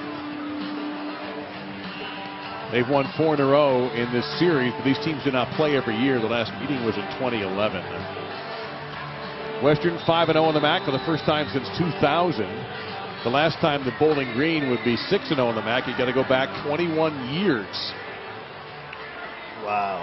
And if they win and they go 3 in a row in the East, the last time anybody had a run like that on the MAC was Marshall when they won 6 straight MAC East titles from 97 to 02. To midfield. And that's once again Dieter. They got that 3-by-1 again with the 3 wideouts to the bottom of your screen. Dieter's 1-on-1. I think that Johnson likes that matchup. He's going to go to him again deep. He's One-on-one open. matchup. Overthrown. Had the step. 2nd and 10 coming up. Yeah, Johnson loves that matchup. Dieter 1-on-1, the 3-by-1 set. He's going to take that every day, all day. And Johnson's usually an excellent deep ball thrower. So just surprised to see him miss the mark on that throw right there. Yeah, that touchdown to Lewis in the corner of the end zone. That battle with Zamora was a gorgeous throw. Yes, it was. And we've talked to coaches from Ohio and from Western Michigan who talk about the touch that Matt Johnson puts on a deep pass. This is Green up the middle. And that's right at, I think that is the first down. That'll stop the clock at the 39-yard line. Asante Brown making the tackle. Johnson, and it's intercepted by Western Michigan. Taken to the 40-yard line. There's a face mask, and it's going to be even better field position. Darius Phillips with his 4th pick of the year. Darius Phillips leads the team with 4 interceptions. He's a wide receiver converted to cornerback because they needed a defensive back. And man, oh man, was that a big play for the Broncos at a great time of the game. I mean, he just read that all the way. No one got a block on him. After the interception, personal foul, face mask, number 1 on the passing team. 15 yards, half the distance from the end of the run. 1st and 10. Like if Bowling Green probably won't run that play out of that formation again because Sean Lewis said they love to run a play over and over again until the defense does something about it. I think the Broncos just did something about that bubble screen. 35 seconds. Western Michigan is out of timeout. The football is in between the 14 and 15-yard lines. And Corey Davis at 6'3". You've got Kendrick Roberts at 6'3". You've got height at receiver if you're thinking about fade patterns. Yep. Huge possession right now for the Broncos. Great opportunity for them. Got to at least get 3. Yeah. But I think you've got to go right after and maybe go to Corey Davis right here. Tunnel screen. It's Davis, but they're waiting for him. He's going to get swamped at the 19-yard line. And now Western Michigan will have to clock this and waste it down because that play went nowhere. Valdez on the stop. Will they clock it? No. They're going to go ahead and get rid of it. Terrell has some room to run. He'll go toward the end zone. It is tipped around and caught inside the 5 and right at the marker. That'll stop the clock. It should be a first down. There are 8 seconds. Clock it. 2nd down and goal. 6 seconds on the clock now. Wow. Let's look at that play again. Wow. Sometimes it's better to be lucky than good, right? Terrell was looking down the field. I thought he was going to keep it and run it. Pull it up. Man, what a heck of a play. He is lucky that Michael stay Henry with the was ball. there. Now, you got 6 seconds here, Des. You kicking a field goal? You don't have a timeout. You cannot screw this up. Yeah, you could take a shot. I would take a shot. With the wideouts that they have, I would take a shot at the end zone. I mean, like you said, you have Davis, who's 6'3", excellent ball skills. I would give him an opportunity. The play clock did not start. We will set the play clock to 25 seconds. The game clock will not start until the snap. I would give Davis an opportunity to go up and make a play. He is on the boundary side. That's the side where there's less room. There's boundary and field tight to the right hash. There he is. But what a play, man, by Michael Henry, the wideout, to stay with the tip ball. Huge play. Great concentration on his part. And got the first down, which is even bigger because then you can clock it. You're at second down. It's not that big. Downs really aren't a big deal here. If you don't get this, then I think you got to kick the field goal. But teams practice these situations all the time on both ends, offense and defense. This is some incredible first half action in this game tonight. I was going to say the same thing. All right, you see Davis, top of your screens. Do they go there? Yes, they do. There's the fade. And that almost wound up on Stadium Drive. Yeah. 2 seconds to go. Western will try to get through. Yeah, Terrell got to throw a better ball. He got to give his receiver at least a chance to make a play. Davis at 6'3" still didn't even have a chance to jump up and make a play on that ball. So it's on the leg of Andrew Haldeman, who's been kicking very well after a slow start. Senior from Ferndale, Michigan. Be a 21-yarder if he's able to get it. Bowling Green has taken their second time out of the half. Oh, okay. 30 seconds in length.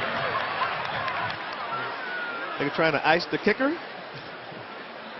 I guess so. It's not that cold out. No, well, Paul Carcaterra might disagree since we're sitting up here and he's out there. Paul, what's the wind situation? Stall run.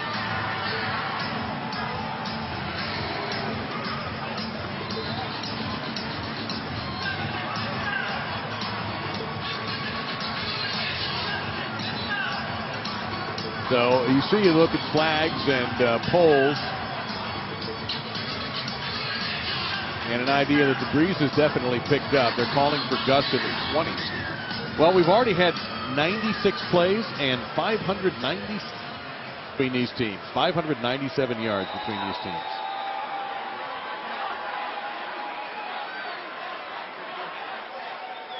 Remember, Bowling Green has missed an extra point. We're going to get another timeout? Yeah, they're going to use the other one. Bowling Green has taken their third and final timeout of the half. They will run 30 seconds. You really want to ice them, huh? All right, Paul, tell me about the weather conditions down there. No wind right now, Dave. Second half could be a completely different story, though. They're calling for gusts up to 25, 30 miles an hour and rain. But right now, if you look at the flags on the top of the posts, barely moving. So optimum conditions. So a lonely man right now, Andrew Haldeman. Everybody else runs out there to join him. We are now out of timeouts, officially. So we should be good now. We should get this kick off. Unless we have a flag.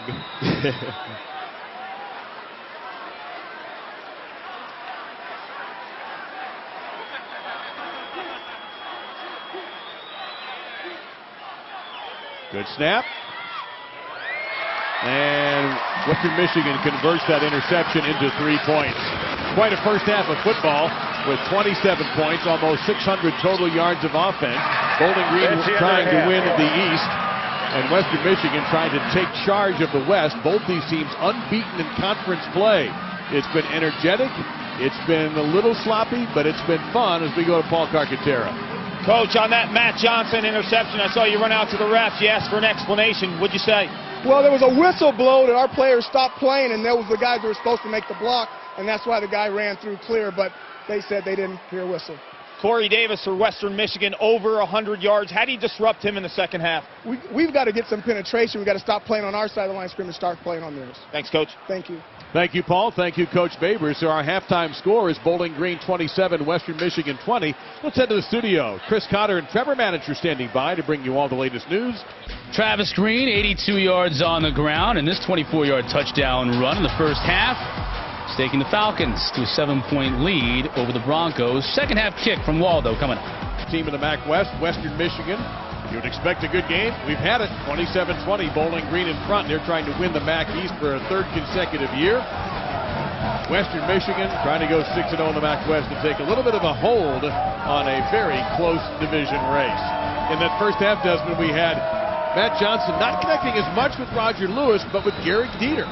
I thought he used Dieter to move the chains, 7 receptions, 63 yards, almost a first down every time he caught the ball. So I thought Dieter was a guy who, he got the one-on-one matchup that he knew he could take advantage of in that first half. But he did hit T.O. Redding and Roger Lewis for the deep ball for touchdowns.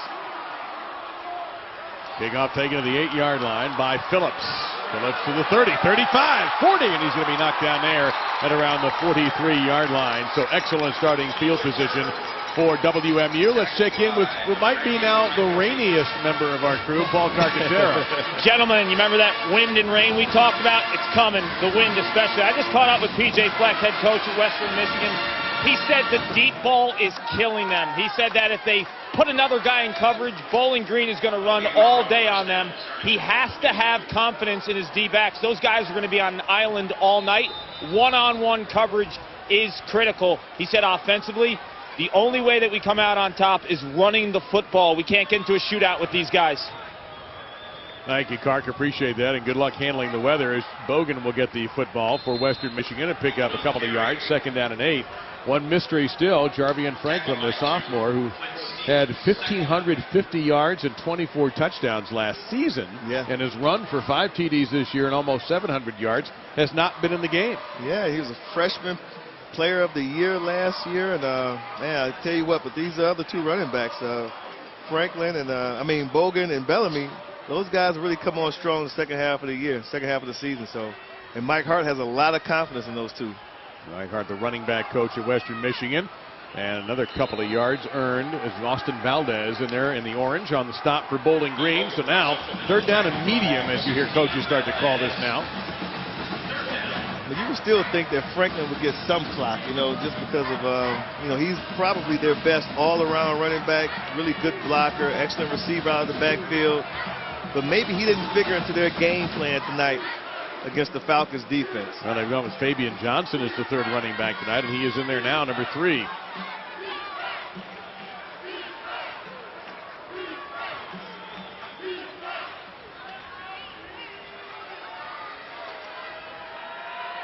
Stays in the block. Terrell holds on and finds the open Braverman at the 38-yard line. He will be down there. First down for Western Michigan.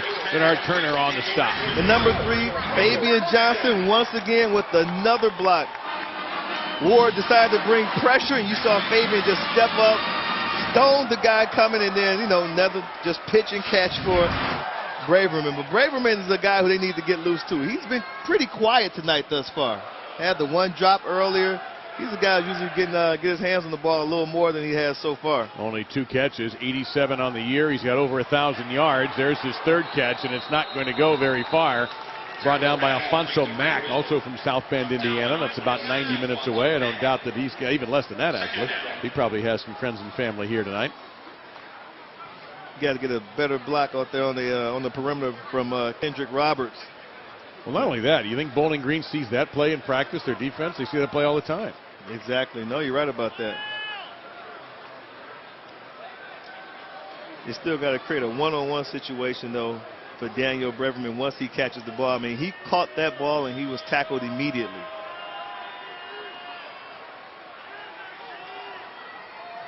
Play action fake, middle of the field, behind the receiver, and a remarkable bit of concentration by Corey Davis to pick up 8. It will be 3rd down and 2.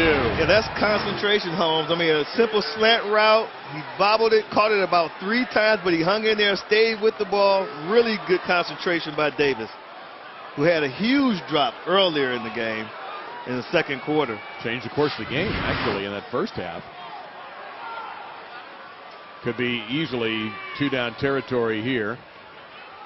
Won't need it. Bogut breaks through second level, inside the 20, down to about the 16-yard line. That's a solid gain of 14 for the redshirt freshman running back.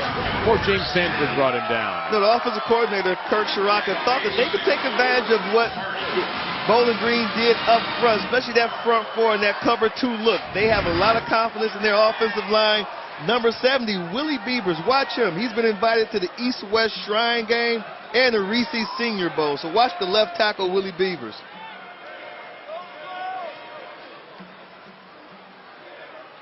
Back on the ground, Bellamy. Strong, not a big guy, but you can see his strength as he gets to the 11 for a gain of 5. Sanford with another tackle. Bellamy has really showed some strength tonight. I mean, he's running great with great leg drive, running through tackles. I mean, really impressive for a true freshman. I see why Mike Hart has so much confidence in playing Bellamy. Drive over 4 minutes, and that's another key when you're going against Bowling Green's Falcon fast attack. Let him sit and watch the other team with the football for a while. 7 to snap, and they better hurry. Each team has been popped with 1 delay of game penalty. And Terrell will keep the football inside the 5. Terrell, touchdown, Broncos! A little wrinkle in the Broncos offense. Shiraka with the read zone, and Terrell kept the ball, something you don't see from the Broncos all the time, something they probably didn't see a lot of on tape. So that was a really, really good play call by Kirk Shiraka. And remember that Bowling Green missed an extra point in that first half. So this PAT would tie it up.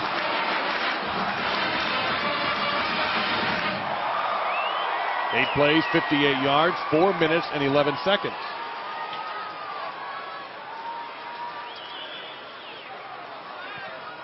And we are indeed knotted up at 27. You wonder why these teams are first place in their respective divisions. You're getting a taste of that tonight. Watch the quarterback here, Zach Terrell, 3rd rushing touchdown of the season. Meet and action goes together well on a Wednesday night, and now a rainy Wednesday night in Western Michigan here in Waldo. Knotted up with 10:49 to go in the 3rd quarter. Bowling Green will get their chance with the football now for the first time in the 3rd. With Desmond Howard, I'm Dave Lamont, and on the field with our sympathies is Paul Carcaterra. But we know Cark's tough, another lacrosse guy. We always get the lacrosse guys, so we know they're tough. That's true, very true.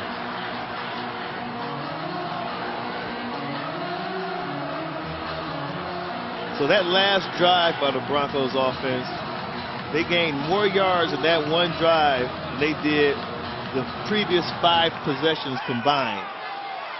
Yeah, they were knocking at the tee in the woods all the time in those previous 5, but that time they found the fairway.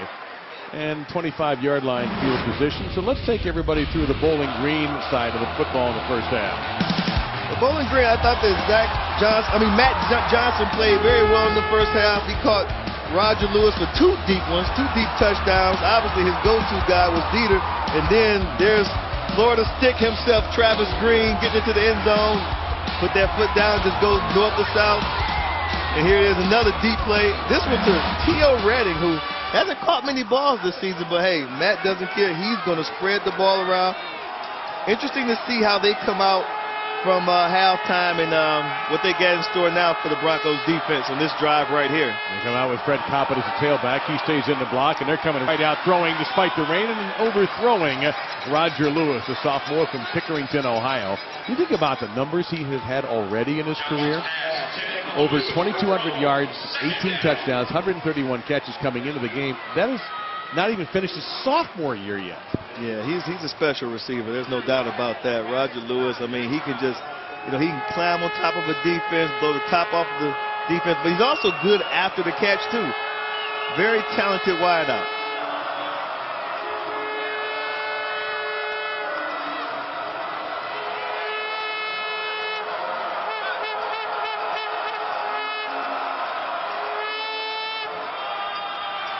Coppett on the handoff. What a move he made there. Put a foot in the ground, and he'll get all the way to the 44, maybe the 43-yard line. It's a 20-yard pickup by the junior from Fort Lauderdale. He showed great patience on this run right here, just going to his left, waiting till things develop, and then the Florida stick boy number 2, Fred Coppett, puts that foot in the ground, and they get north and south. Like they're doing it again. This time he's going to be dragged out of bounds. Football came out, but it was also out of bounds. Brown dragging down Coppett. He's had back-to-back big gainers. That one for 14. And I was surprised to see Matt Johnson go deep on the first play coming out of halftime, especially with this rain.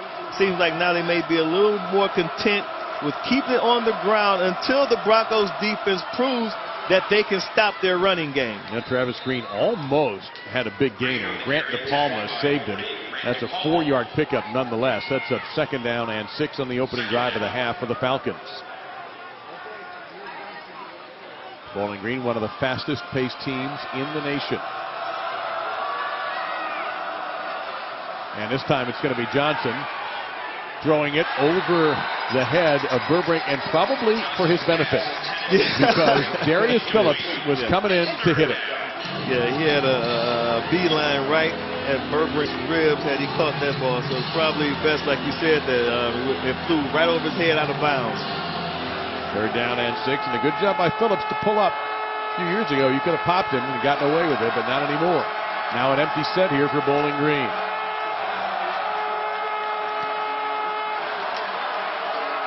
3rd down situations. The Broncos defense normally they've been dropping 8 and rushing 3, but seems like they want to bring some pressure right now. They do, but it doesn't matter. Burbrink on the slant makes the grab at the 30, and it's a 1st down as Caleb Bailey, a linebacker, in coverage there. Yeah, they could not get to Matt Johnson with the pressure to throw off the timing of the fast Falcons offense, and just easy pickings for Burbrink. You can't go one-on-one with these slots, man. They will just expose your linebackers, your nickel backs, whoever you're going to put on the slots, they will really expose them.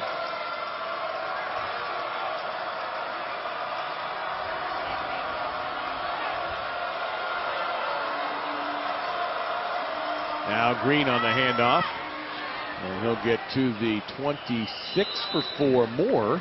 And David Curl, number 68 from Shelby Township, Michigan, in there on the stop. And Western is able to substitute on defense. That's important against this offense. Ken Finley, 91, checked in to replace Curl.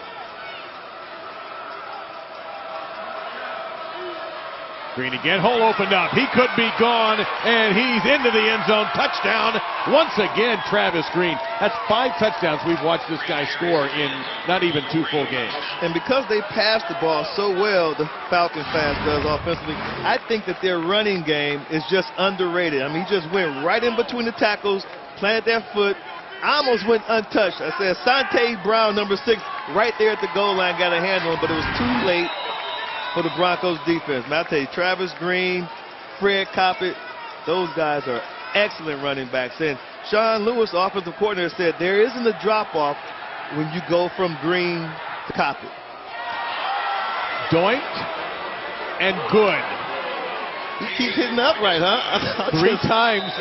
So we've seen 5 Travis Green touchdowns, and 3 times that Tyler Tate has hit the upright. That one, it went in. Yeah, it did. Yeah. And a big point for Bowling Green goes on the board. But right now, Travis Green, what a back. Travis Green is a very smart running back. He sits with the offensive line. You'll see that group with Logan Dietz, Alex Huddle, Tim McAuliffe, Ryan Hunter, Jacob Bennett. And you see also some of the reserves hanging around them. There's Hunter right there, and Green is off a little bit.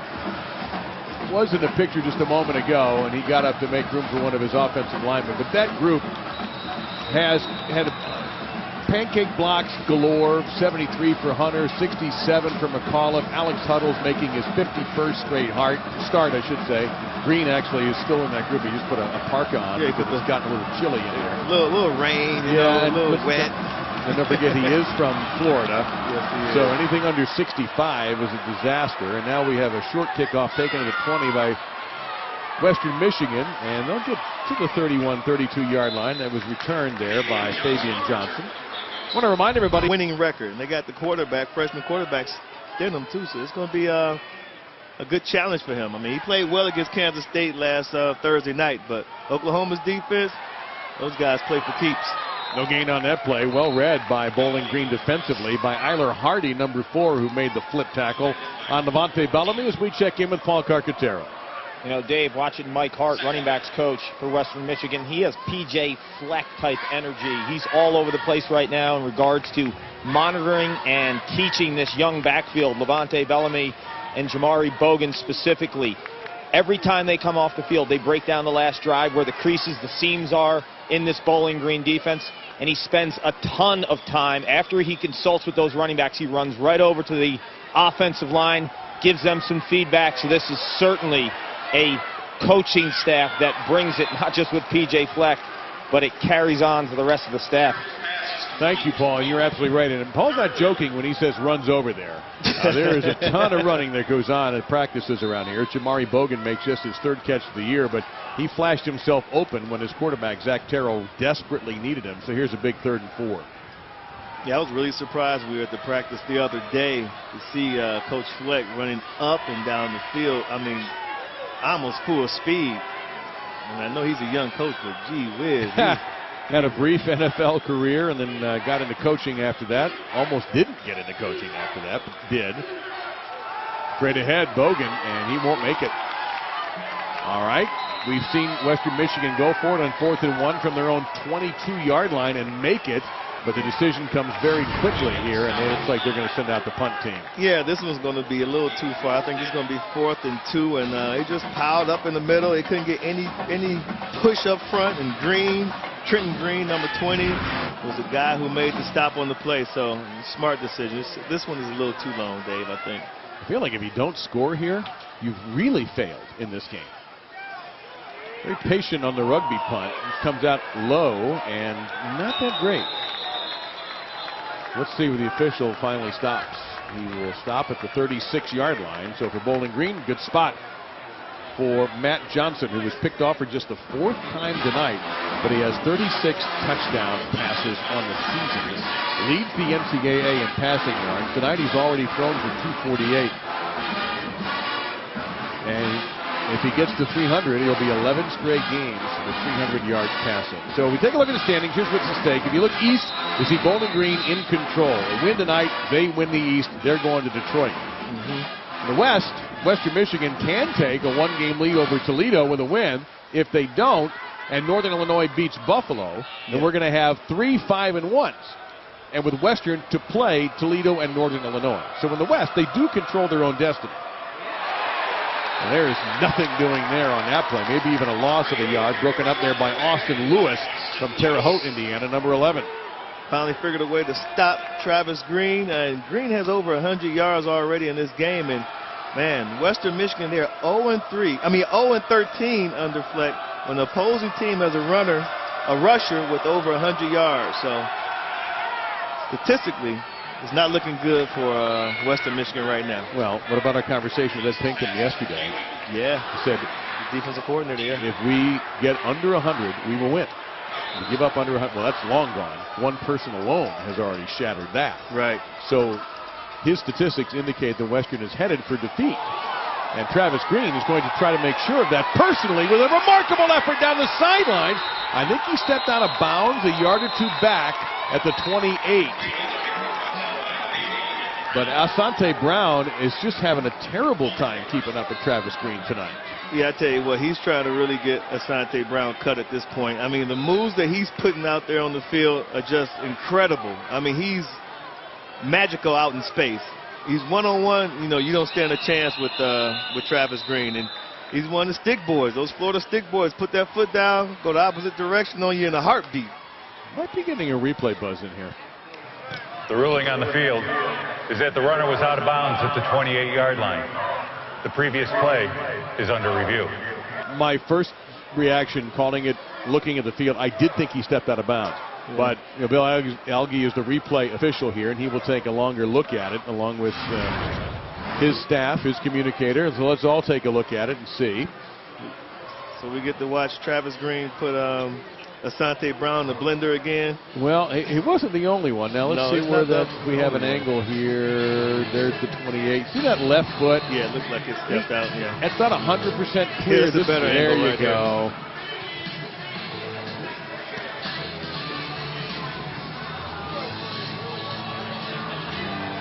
Well, this is at a great speed, too. We'll get a good opportunity. You can take a look. I don't know how you're going to be able to overturn that. Remember, it has to be indisputable video evidence. Right. You see officials in the background, and he was quite quick and quite sure about his call. It's not the official who's, as the play coming at him, who blows the whistle. It's the official who was trailing the play who has a better look. Gotcha. So I'm going to go ahead. I kind of gave up predicting last week because my record has been mediocre this year. I'm almost embarrassed about it, but I'm going to go with this call is going to stand. Okay. I'm going to go with you. I think it stands too. You've been warned. This is not the train you really want to be riding right now.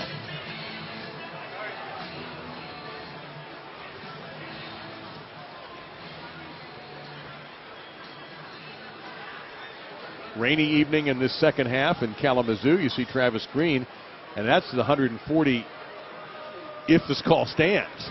Yes. Otherwise, he's going to pick up additional yardage. What an incredible average. 10 yards per carry. And here's the classic back. You know, he's 5'10", 190 pounds. So a lot of bigger schools might go, no, he's just not going to fit our team. Right. But there's home for guys with this kind of talent in a mid-major, in a mid, you know, that's a basketball term, but a group of five, whatever you like to call it. And that's where these guys can shine. This guy shines. Very bright, too. Very bright. His star is shining so bright tonight. And like I said before, I think that because everyone's focused so much on Matt Johnson and his numbers and Roger Lewis and the receiving core, I think people just really don't appreciate what Travis Green and Fred Coppett, what those guys bring to the offense from a running standpoint. So he's putting on a show tonight.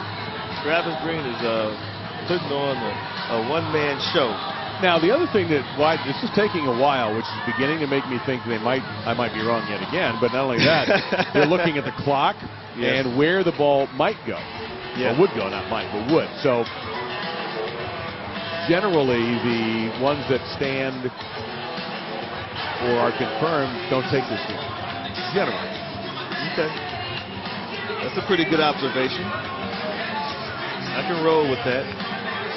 Because it is taking quite some time. Longer than you would expect. If we get to 9 minutes like the Miami-Duke game, then we're all going to have a problem.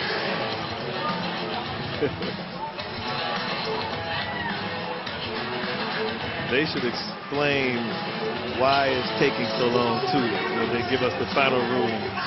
All right, so we're gonna jump in here with some of our own pictures, try to keep this thing moving a little bit. Yeah, why not? Okay, so let's look at the clock right here. First move, second blender move.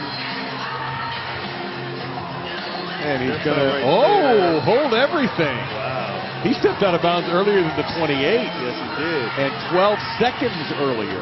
Yes. Ooh. Now we figured, how long did it just take us to figure that out? Longer than I would like to admit. So the initial call is the 28-yard line. They may back him up 4 and add 12 seconds. Yep.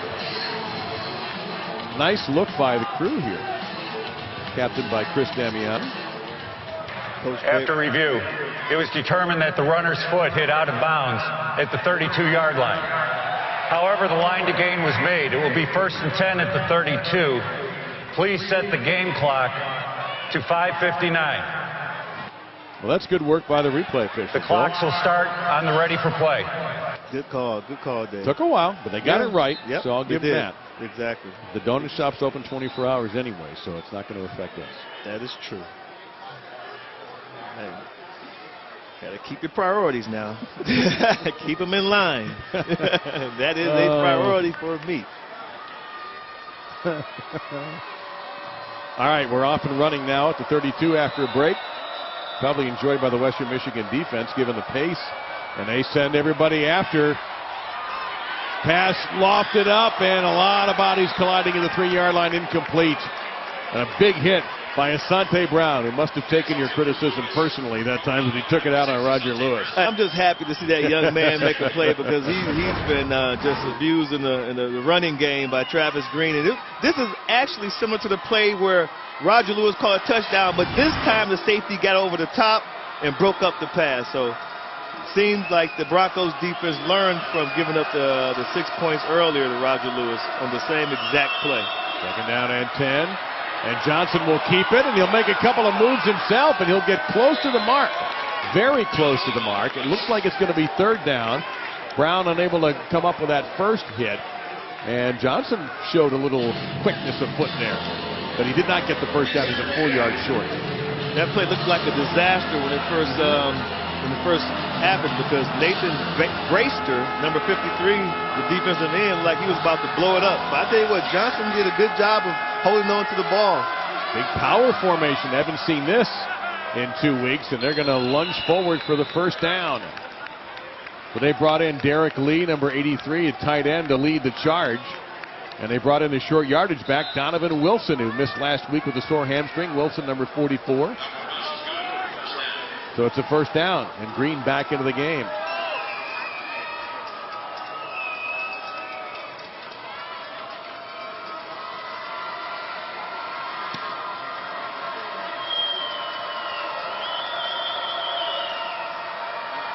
Green. And that time the center of the Western Michigan defense, stout, no gain. It looked like Grant DePalma. He's doing everything he can. He is not healthy. I can't imagine what it's like playing with that kind of groin injury where you're in that kind of discomfort. Second and 10. Yeah, that's no fun. I've had a groin injury before, I'm telling you, boy, especially for your lateral movements. Oh, incredible pain. I wish him the best of luck getting out of bed and going to class tomorrow. Green trying to find it again. The defense, that time the left side of the Western Michigan defense just destroyed the play. May have even lost a yard that time. So third down and 10 coming up. Tell you what, the Broncos defense, they're starting to man up for an injured player.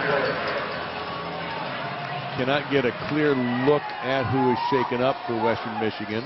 It is Nathan Braister. We got to look at it now, a sophomore from Fort Wayne, Indiana.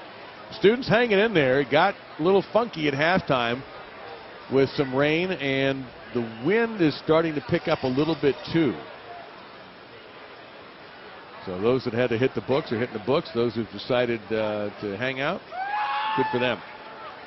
Well, Braister almost had a big play a few plays ago when he met Matt Johnson and Travis Green at the mesh point.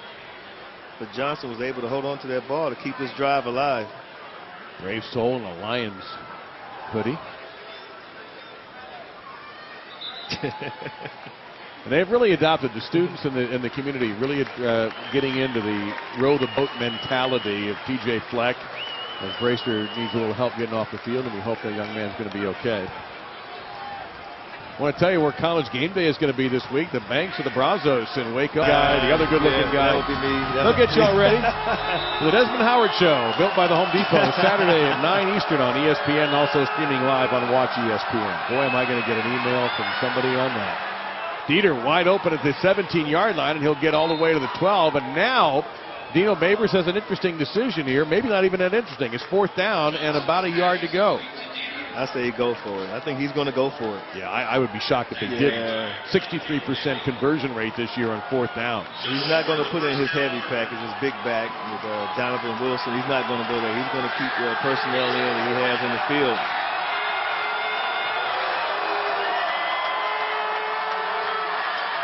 And a lateral, and it's going to be caught for a first down. Green shoved out of bounds and around the 5-yard line. That was a schoolyard play. That was a very odd-looking play at first. It looked like it didn't have a prayer of working. But Johnson's been doing just a really good job of just keeping plays alive. You know, flipping the ball out to Travis like that when it looked like it was not going to work. I mean, Johnson's been really doing a really good job. Unbalanced look here. Actually, no, it's 3 on each side. It's balanced all right. Power rotation. Green trying to fight his way. How did he do that? Looked like he was stopped. And it is now 7 touchdowns in the last 7 red zone trips for the Falcons. And they open up their largest lead of the night.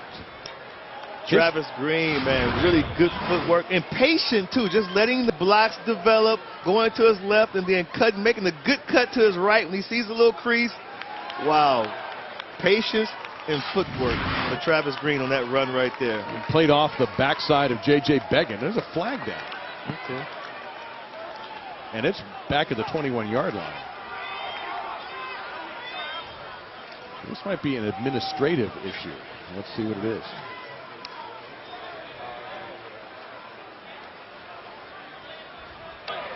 The result of the play is a touchdown. After the play, unsportsmanlike conduct, number 8 on the defense. That penalty will be assessed on the ensuing kickoff. The try for point will be at the 3. Cleveland Smith hit with an unsportsmanlike conduct. He has one more. That is the first unsportsmanlike conduct foul on number 8. That drive of 3 minutes and 48 seconds is the longest of the night for Bowling Green. 11 plays, 64 yards. I dare say it's one of their longest in conference play. But they have seized control. Now, will Tyler Tate pop this thing through both uprights?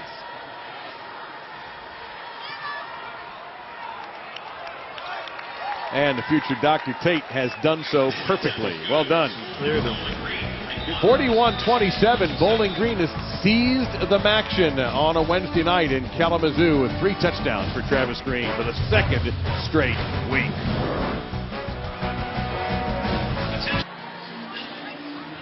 Once again, Bowling Green's gone over 40 points. 5th straight game they have done that. They had 62 last week. They've scored 62 twice this year. And the Falcons will next face Toledo on a Tuesday night action. And then they will finish the season in Muncie at Ball State also on a Tuesday. And then perhaps get ready for the MAC championship on December 4th at Ford Field in Detroit. If they win this game, they will be preparing for the MAC championship at Ford Field. Again. Again, they won it 2 years ago, and they knocked off Northern Illinois when NIU looked like they might be going to BCS Bowl. And off the unsportsmanlike conduct penalty, this is an easy kickoff for Bowling Green. And Western Michigan will take over the 25, facing their biggest crisis of the night. Down now 2 touchdowns. 2:54 to go in the third quarter. The clock is not their enemy yet, but the score indicates this is it. They've had the one good drive when they started this quarter, but since then, before that, I should say, it was poor. Yeah, 5 possessions, only 3 points before then. So this is a really, really crucial series for the Broncos offense right here. They begin it with Jamari Bogan in the tailback position. Have not seen Jarvion Franklin at all, and it appears that he's not going to play tonight, perhaps a coach's decision. Terrell posing for the moment, now on the run, he'll throw it away. Yeah, Terrell was looking for Corey Davis. It was going to be do a play action, and Corey Davis actually ran a slant route behind the defensive back, Clint Stevens. So Terrell has been really zoning in on just one guy most of the night and just locked in on him. He can't get off of him. Once he saw Davis go behind the defensive back, either throw it or throw it out of bounds to get rid of it. And on the field for the first time tonight, number 31, Jarvion Franklin. So he's not hurt. Just a decision by the coaches as to when to use him. He'll get it. And he will meet and be met in the hole by a linebacker. Austin Valdez for a 2.5-yard gain. Maybe, actually, they're going to back him up to just 1. So it's going to be 3rd and long coming up. Well, you look at the stats.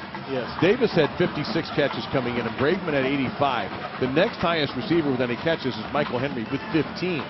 Unlike Bowling Green, which has 4 guys last week over 40, and now some of them over 50. Right. Western does not have that kind of spread, and they almost never throw to the tight end. No, you're right about that. Makes it a little easier from a defensive back, a secondary standpoint to zero in on which guys you want to try to take out the game.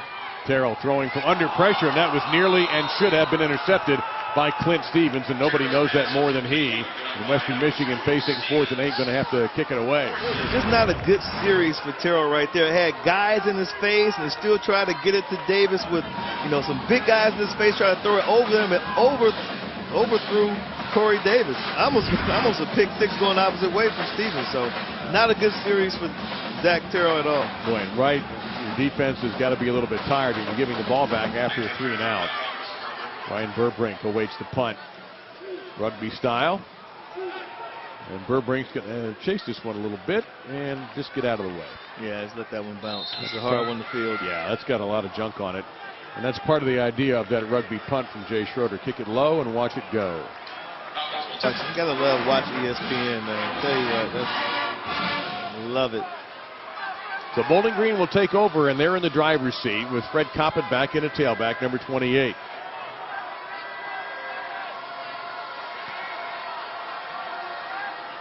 And it's Coppett. And Asante Brown chased after him from the safety position to help bring him down. It's a 3-yard pickup. It'll be 2nd down and 7. Also in there for the Broncos was Nick Maddox, number 55. Broncos going with the Bronco head tonight, red, white, and blue in honor of Veterans Day. And this is Coppett with another well-blocked effort by the offensive line, and Coppett is dragged down in the open field by Grant DePalma, number 40. I tell you, man, Asante Brown is having a rough night. If it's not Travis Green, it's Fred Coppett. Florida stick boy number 2, puts that foot in the ground, makes a guy miss, goes north and south. It's what they do. It's who they are. It's what they're about. Florida stick boys. And that's just 2 of the 3. The other guy, Ronnie Moore. Yeah. Haven't heard much from him tonight at all. No, it's been quiet for Ronnie Moore. But you know what? For Ronnie. It's going to stay quiet if they run the ball like that for him. And Coppett is finally brought down, but he's going to get an 8-yard pickup there. And all of a sudden, Bowling Green is beginning to drag it out a little bit, realizing now that under a minute to go in the 3rd quarter, that they are in complete command here.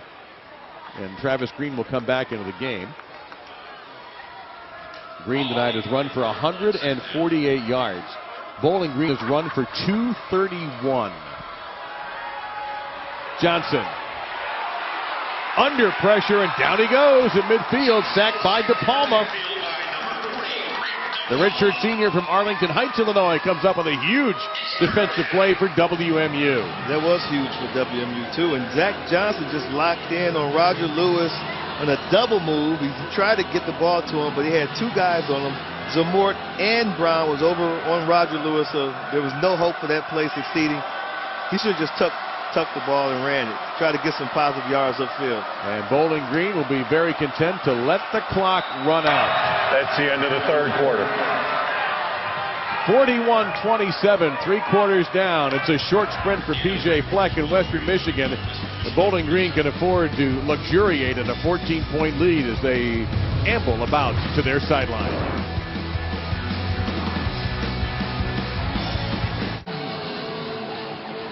Fourth quarter about to begin here at Kalamazoo. You are watching ESPN College Football Primetime presented by Jimmy John's.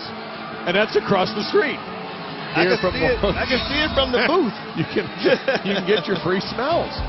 All right, Bowling Green running backs. This has been the key to the game for all the talk about how sexy the passing game is. Yeah. You got to grind out these wins sometimes. They have incredible balance, and people don't really understand or realize that with Green and Coppett, those guys, 2 really good running backs. Man, look at the average. 8.2 yards a carry for Green, 12 yards a carry for Coppett. Johnson is going to be sacked.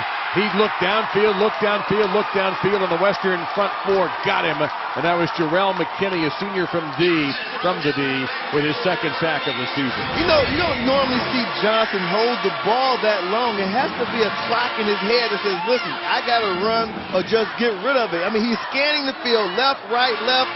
Tuck the ball and get up the field. Try to get some positive yards. Whatever you do, don't take a sack because you can give the Broncos some life. Tied in sacks at 3 and a little bit of hope on a wet evening here in Kalamazoo. Daniel Braverman of the 15-yard line, waiting the punt. This is a good kick. Braverman's just going to let it go over his head, and that is going to go into the end zone. That was a real shot, 55 yards by Joe Davidson. Saturday LSU thing, where do you find Leonard Fournette now as you look at Heisman contenders? Yes, that's a really good question. I think he's still in the mix. You know, he played up against, probably one of the best defenses in the country. But he's not the front runner anymore. No? No, I don't think he's the front runner. I think he's still in the mix, though. Well, and I got to ask, after this run, breaking through for Western Michigan across the 40 is Jamari Bogan, Denard Turner on the stop. I mean, that's just straight up the gut, untouched. Great job blocking. by the offensive line for the Broncos. I mean, you go untouched like that. What did he go, 20, 25 yards before anybody even touched him? Just a really good job by his offensive lineman. One of the linebackers just simply went the wrong way. I'd have to ask, after this play, yes.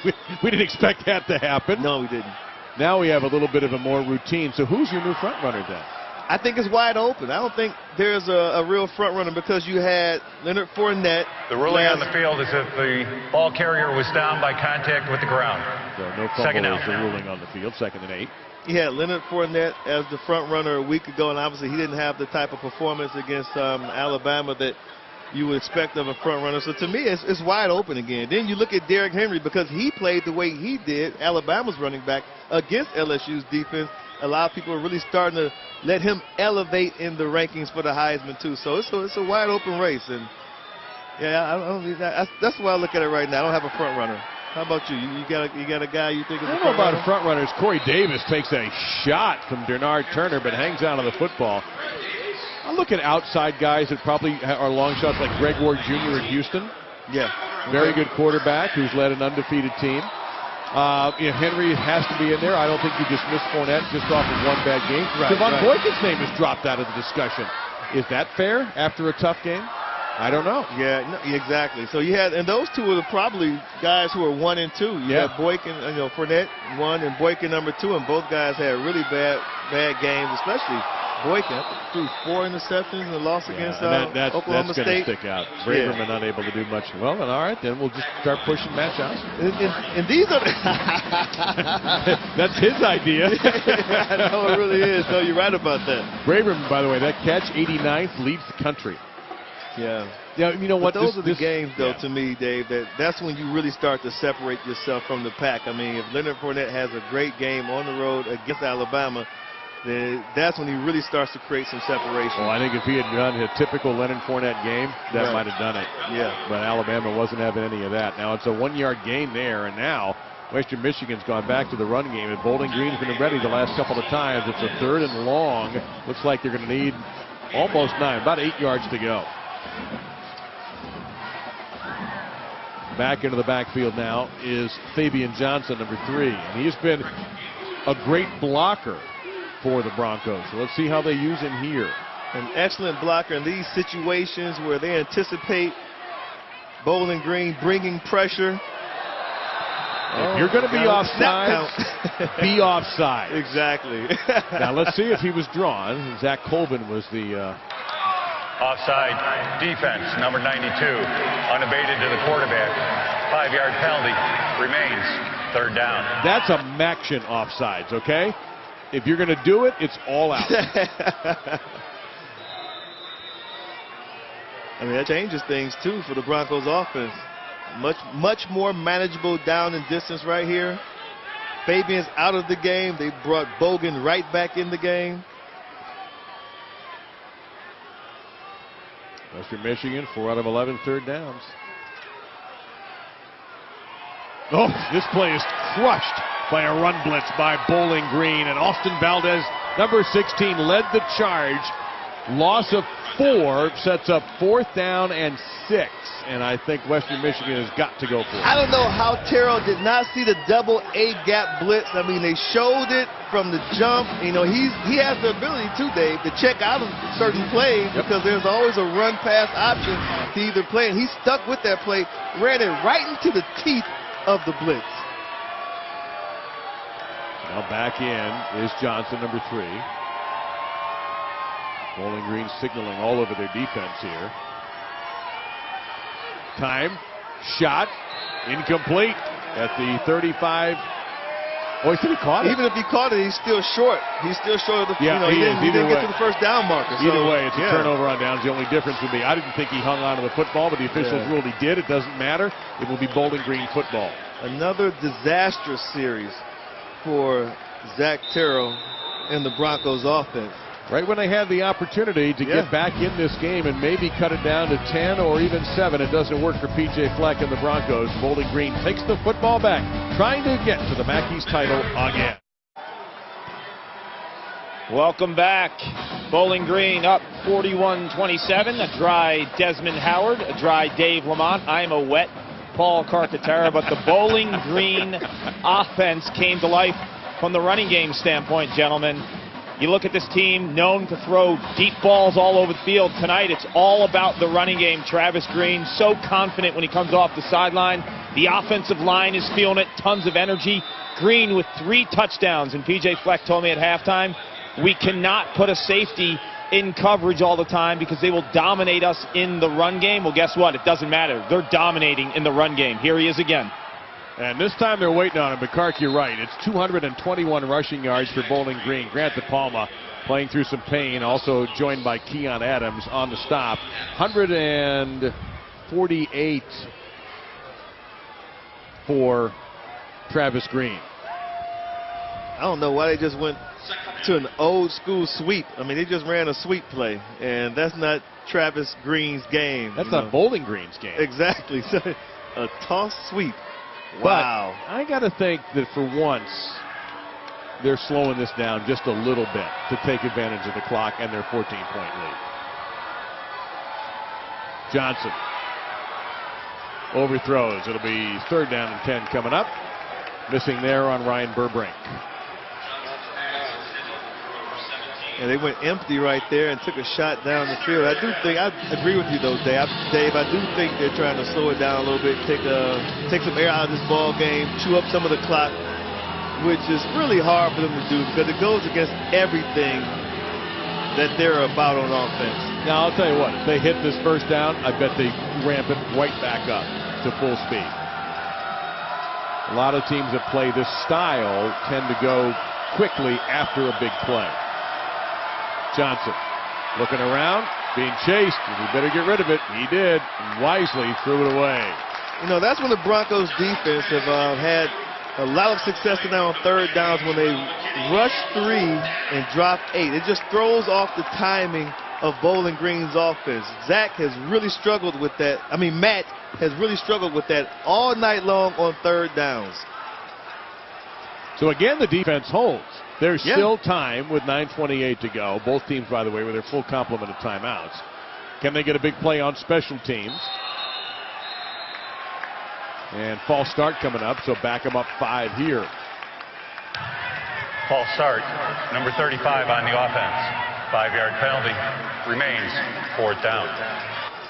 And we know that the Broncos, they got a really, really good explosive special teams too, so they can pop one at any moment.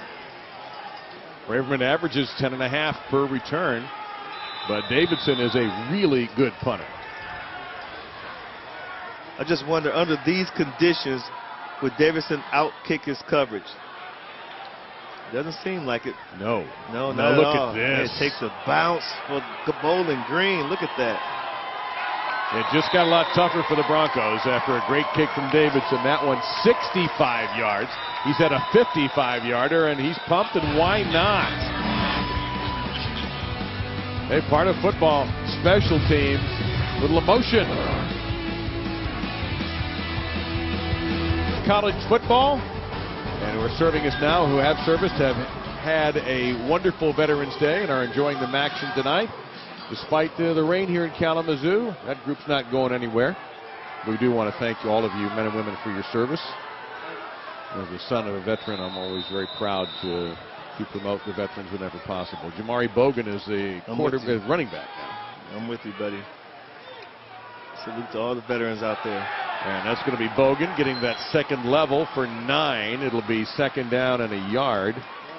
Green and Sanford in there. And, well, we probably got folks overseas watching who are BGSU fans or MAC fans or Western Michigan fans. We had Colonel Barris here tonight, 1988 Western Michigan MAC champion team, tossing out the coin toss, and also talking to our Paul Carcaterra earlier, the Marine Colonel. And Western will get a first down. Rain has come back heavier. It comes and goes, and this is another heavy burst we're getting, and this is the weather. We had about 15 weather forecasts in the last 24 hours that went from 100% chance to no chance until 2 in the morning, until it might rain at 11 Eastern time, and now here we are getting a pretty good beating. It's coming down pretty hard and consistent right now, so It's at least not as windy, which might help the athletes a little bit. Plenty of time here for Terrell. Long throw, and Braverman got behind the defense. He'll get into Bowling Green territory and make a miss. Look at this extra effort by Braverman. Down to the 39 he goes after a 34-yard pickup. I'll tell you what, Bowling Green, front seven, no pressure on Terrell. This is a very slow developing play, a deep crossing route by Braverman, and Terrell just looked down the whole way. A really good play, but it took a long time to develop. And Bowling Green, man, they better start defensively. They better get back on their horse, because you can't let Terrell sit back there and just pick you apart. He's still a very accurate quarterback, you know. No doubt, especially when you have that kind of time. Yeah. Levante Bellamy is the tailback. Under 8 minutes to go in this game. Terrell time, and now the pressure gets to him. He'll be sacked for the 4th time tonight at around the 44-yard line. Isaiah Lunsford, number 50, led that charge. I'm sure after that last play, they told the front seven, look, guys, this game isn't over. You got to go out there and get after Terrell. And they just, what they like to do, especially with this cover, too, that they run is a stunt up front. They like to stunt their linemen up front to create confusion with the offensive line and hit these gaps that they don't expect them to go into. A lot of twists, a lot of line plays going up front. There will also be a media timeout. We're going to step aside as the Bowling Green training staff takes a look at Taylor Royster, the redshirt senior from Lima, Ohio.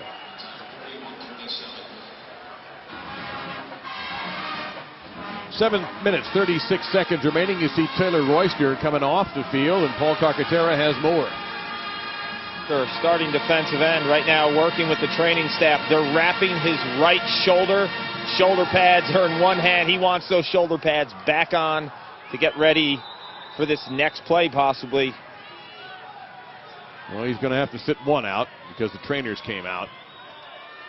They're going to have to work real fast to get him back in the game. This running play is wide open for Western Michigan. They'll get a first down as they go to Levante Bellamy. And he will be finally brought down by Hardy and by Sanford. They're still gashing Bowling Green's defense with the run. But, you know, at some point, because the clock isn't their best friend, they're going to have to try to score pretty quickly here. And there's 7 minutes, a lot of time, but I don't know. I think they got to get some points on the board. They've been able to move the ball with the run, but the only big pass I've seen lately was the one to Braverman, that deep crossing route. Well, they're going to move it by the run again. Bellamy across the 20, gains 8 to the 19-yard line. So the clock under 7 minutes, now 6:48 and ticking. Western Michigan also running the ball very well. They're up to 175 yards. Bogan has 114, and Bellamy at 61. And now make it 183, and Bellamy at 69 yards as we add that gain.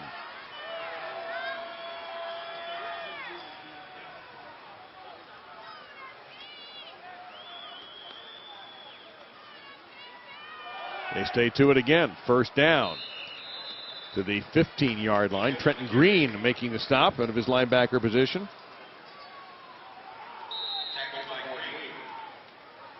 In the red zone tonight, Western Michigan's been there 4 times. They've come out with 3 touchdowns and a field goal. Royster back on the field for Bowling Green, number 33. Bogan stays in at the tailback for WMU. But the clock is running, and we're under 6 minutes to go. And this time it's Terrell keeping it. He'll get to the 10, to the 5, and he's out of bounds there. And is that a first down? I believe it is. Let's check the spot. It's going to be close. I'm looking at the official on the far side. He's waving the flag, guys, to put it down, fellas. Put the markers down. We got first and goal. Already.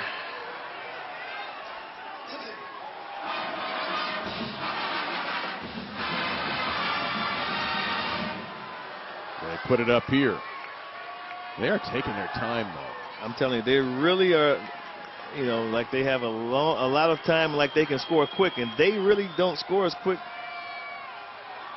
And they're not going to get anywhere there. That's no gain as Royster came back into the game, taped shoulder and all to clog up that play. And he can clog up a play at 5'10", 260. Yes, so he's my height plus 80 pounds. So he's a wide-body defensive end.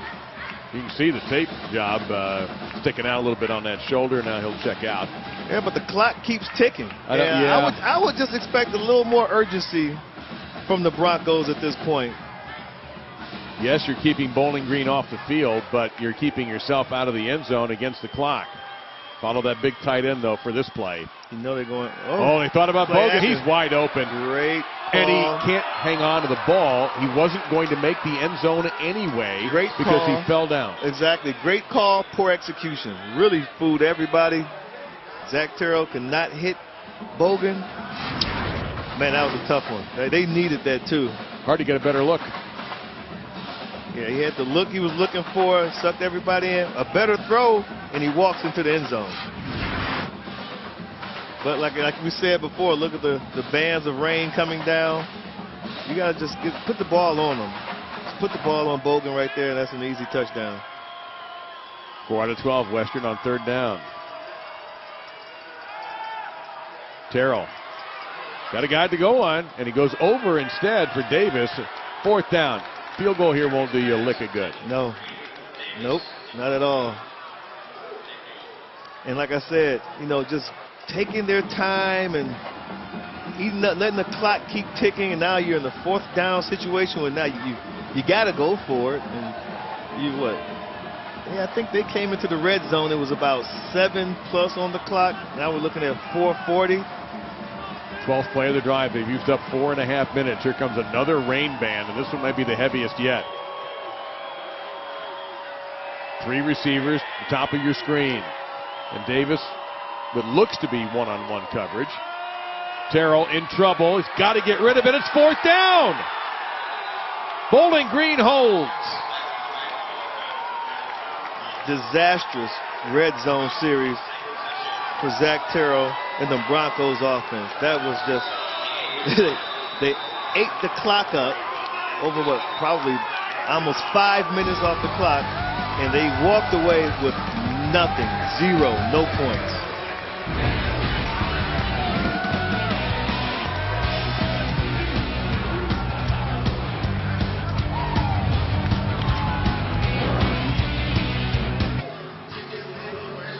You're watching ESPN College Football Primetime, presented by Jimmy John's. Wednesday night action. Northern Illinois in the win column tonight, so if Western Michigan can't come up with a miraculous rally, we'll have a 3-way tie in the MAC West at 5-1, and Bowling Green will go to 6-0 and clinch the MAC East for the 3rd straight year. Fred Kopp at the tailback. Now what the Broncos can hope for right here is that Bowling Green, you know, go up, try to go up top, and they get some sort of pick, maybe a pick 6. They stay on the ground. Well, I think that's the move here. They've run the ball extremely well. They picked up 3 there. They're going to start forcing Western Michigan to take a timeout, and that's exactly what P.J. Fleck, who runs marathons and 5Ks when he has a chance, and also runs a lot of sprints during the game. Yes. Western Michigan, they're first. It will run 30 seconds. And Fleck ran down very quickly to get that timeout in. He's done an amazing job here. He came in, built the whole thing around his theme of row the boat and some other themes that he's inherited. He's been influenced primarily by Greg Schiano, also by Butch Jones, James Franklin, and other coaches like that. But he's also built a unique, and I'm tired of hearing the word, but I will say culture. Yes. Everybody says culture now. Yeah. But he's done it here true, in a very unique way. This is his whole creation. Yep. is everywhere here. So the fact that Western Michigan can contend for conference titles, when 2 seasons ago they won 1 game, and his home debut, they lost to an FCS team that had lost 19 straight games in his first game here in Kalamazoo. They've come a long way. Yeah, no doubt about it.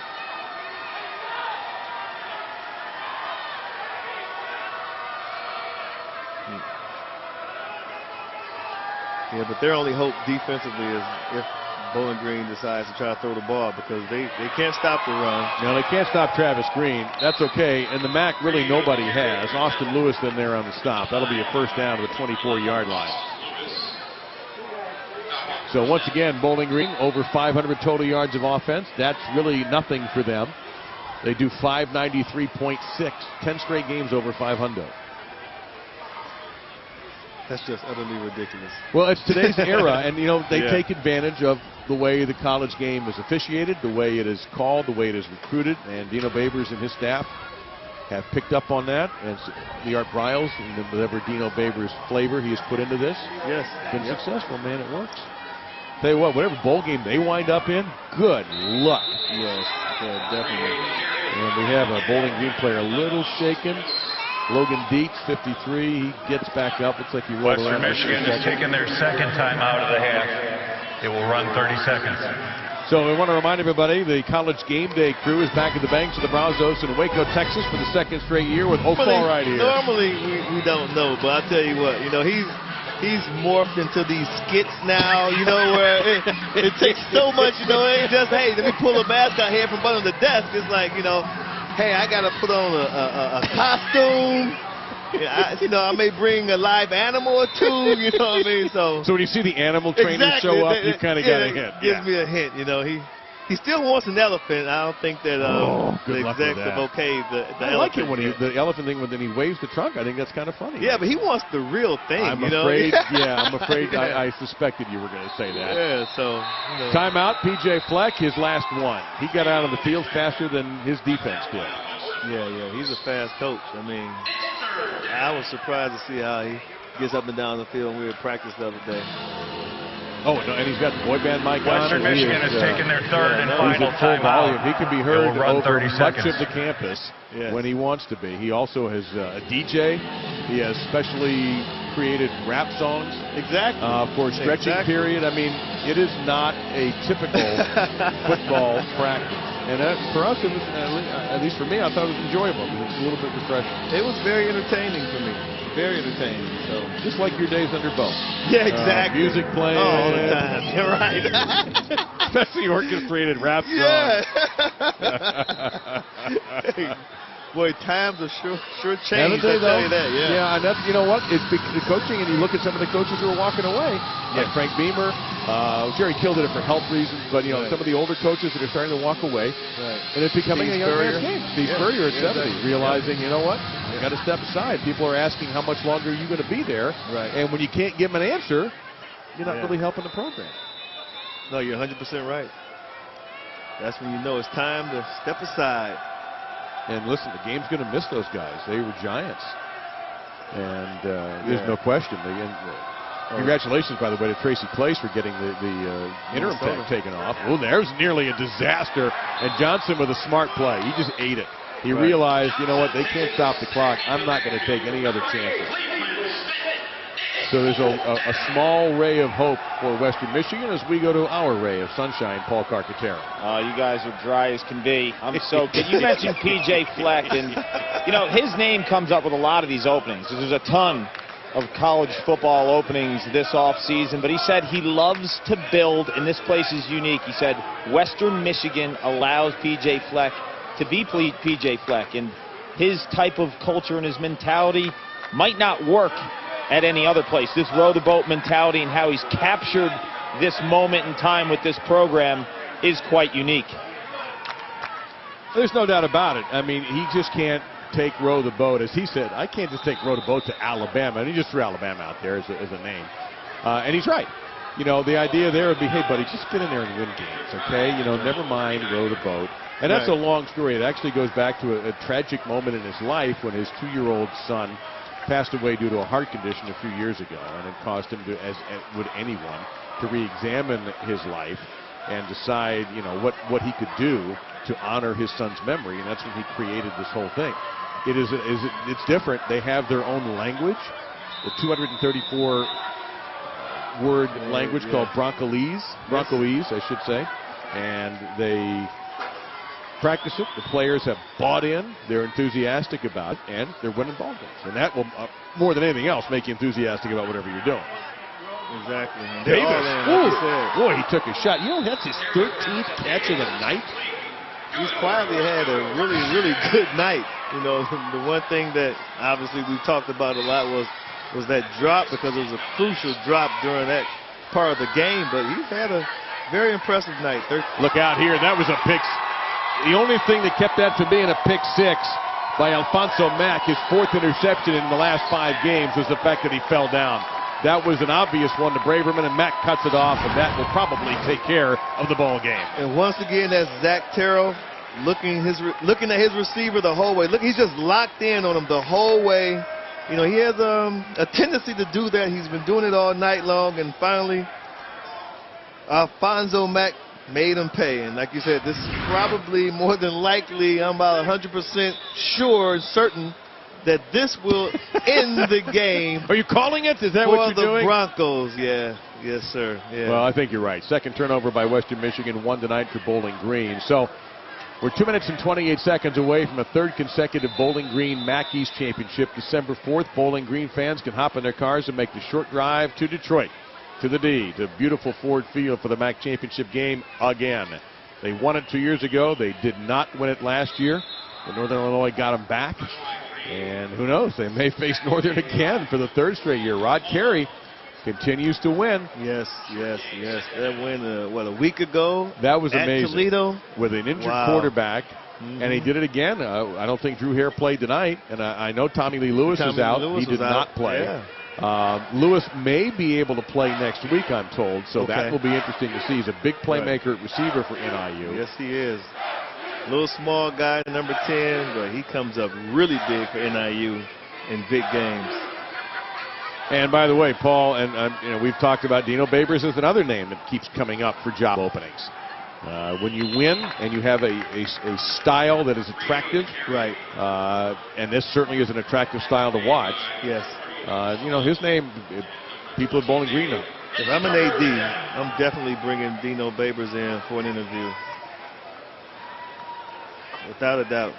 Third down and about 5 to go here. Man, when we met with him, his energy, his passion, listen, no one's as energetic as Coach Fleck. But Dino, he just has such passion for the game, and he's a teacher. His coaches, I think he's doing a really good job bringing in some great coaches, too. So. Yes, I agree. And he lost some good ones, too. His two offensive coordinators went to Tulsa when they're basically doing the same thing that Bowling Green is doing. Right. He brings in 2 more. He brings in a new defensive coordinator this year. Yep. And they are continuing to win. And this whole concept of co-offensive coordinators is working for him, too. It has. He's got one, Sean Lewis and Mike Lynch. Lynch pretty much takes care of the big fellas up front.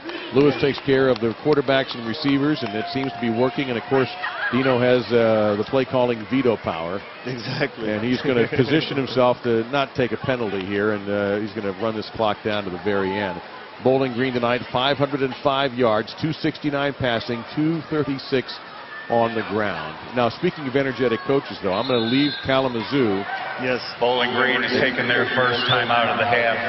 It will run 30 seconds. And P.J. Fleck, my next Syracuse, Clemson, Dabo Sweeney. So I've got all the caffeinated coaches this week. You really do. And the job he has done there it speaks for itself. I don't think I have to endorse it. Dabo? Yeah, I think that number 1 ranking and undefeated record will take care of it, and they'll be favored against Syracuse, but that's going to be a rugged game in the Dome. I really think. No, I believe it. I believe it. Things have changed now. They're being hunted. They got the big target on their back, and now they're going to get everyone's best shot every time they take the field. And I don't think they're used to that. They're accustomed to it. But you know what? Quite frankly, I don't even think they care about it. I really don't. I think he has them in the right mindset right now that they're playing at such a high level that they understand it's all about them and their execution, not about their opponent. So congratulations to Bowling Green for a third consecutive MAC East championship. And they will finish out their season against their rivals Toledo in Bowling Green. Next week, MACtion on Tuesday, and then the following week, MACtion on November 24th in Muncie against Pete Lembo's Ball State Cardinals. Western Michigan, the gauntlet does not end. At Northern Illinois, at Toledo. That game will be on November 27th, Thanksgiving weekend.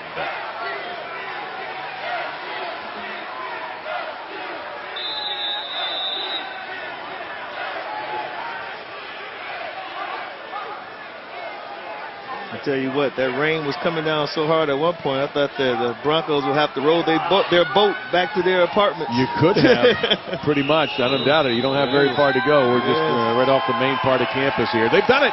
Bowling Green back-to-back-to-back. MAC East champions. They remain undefeated in conference play. Meantime, P.J. Fleck and the Broncos are now in a three-way tie for first in the West. It's 41-27, Bowling Green over Western Michigan.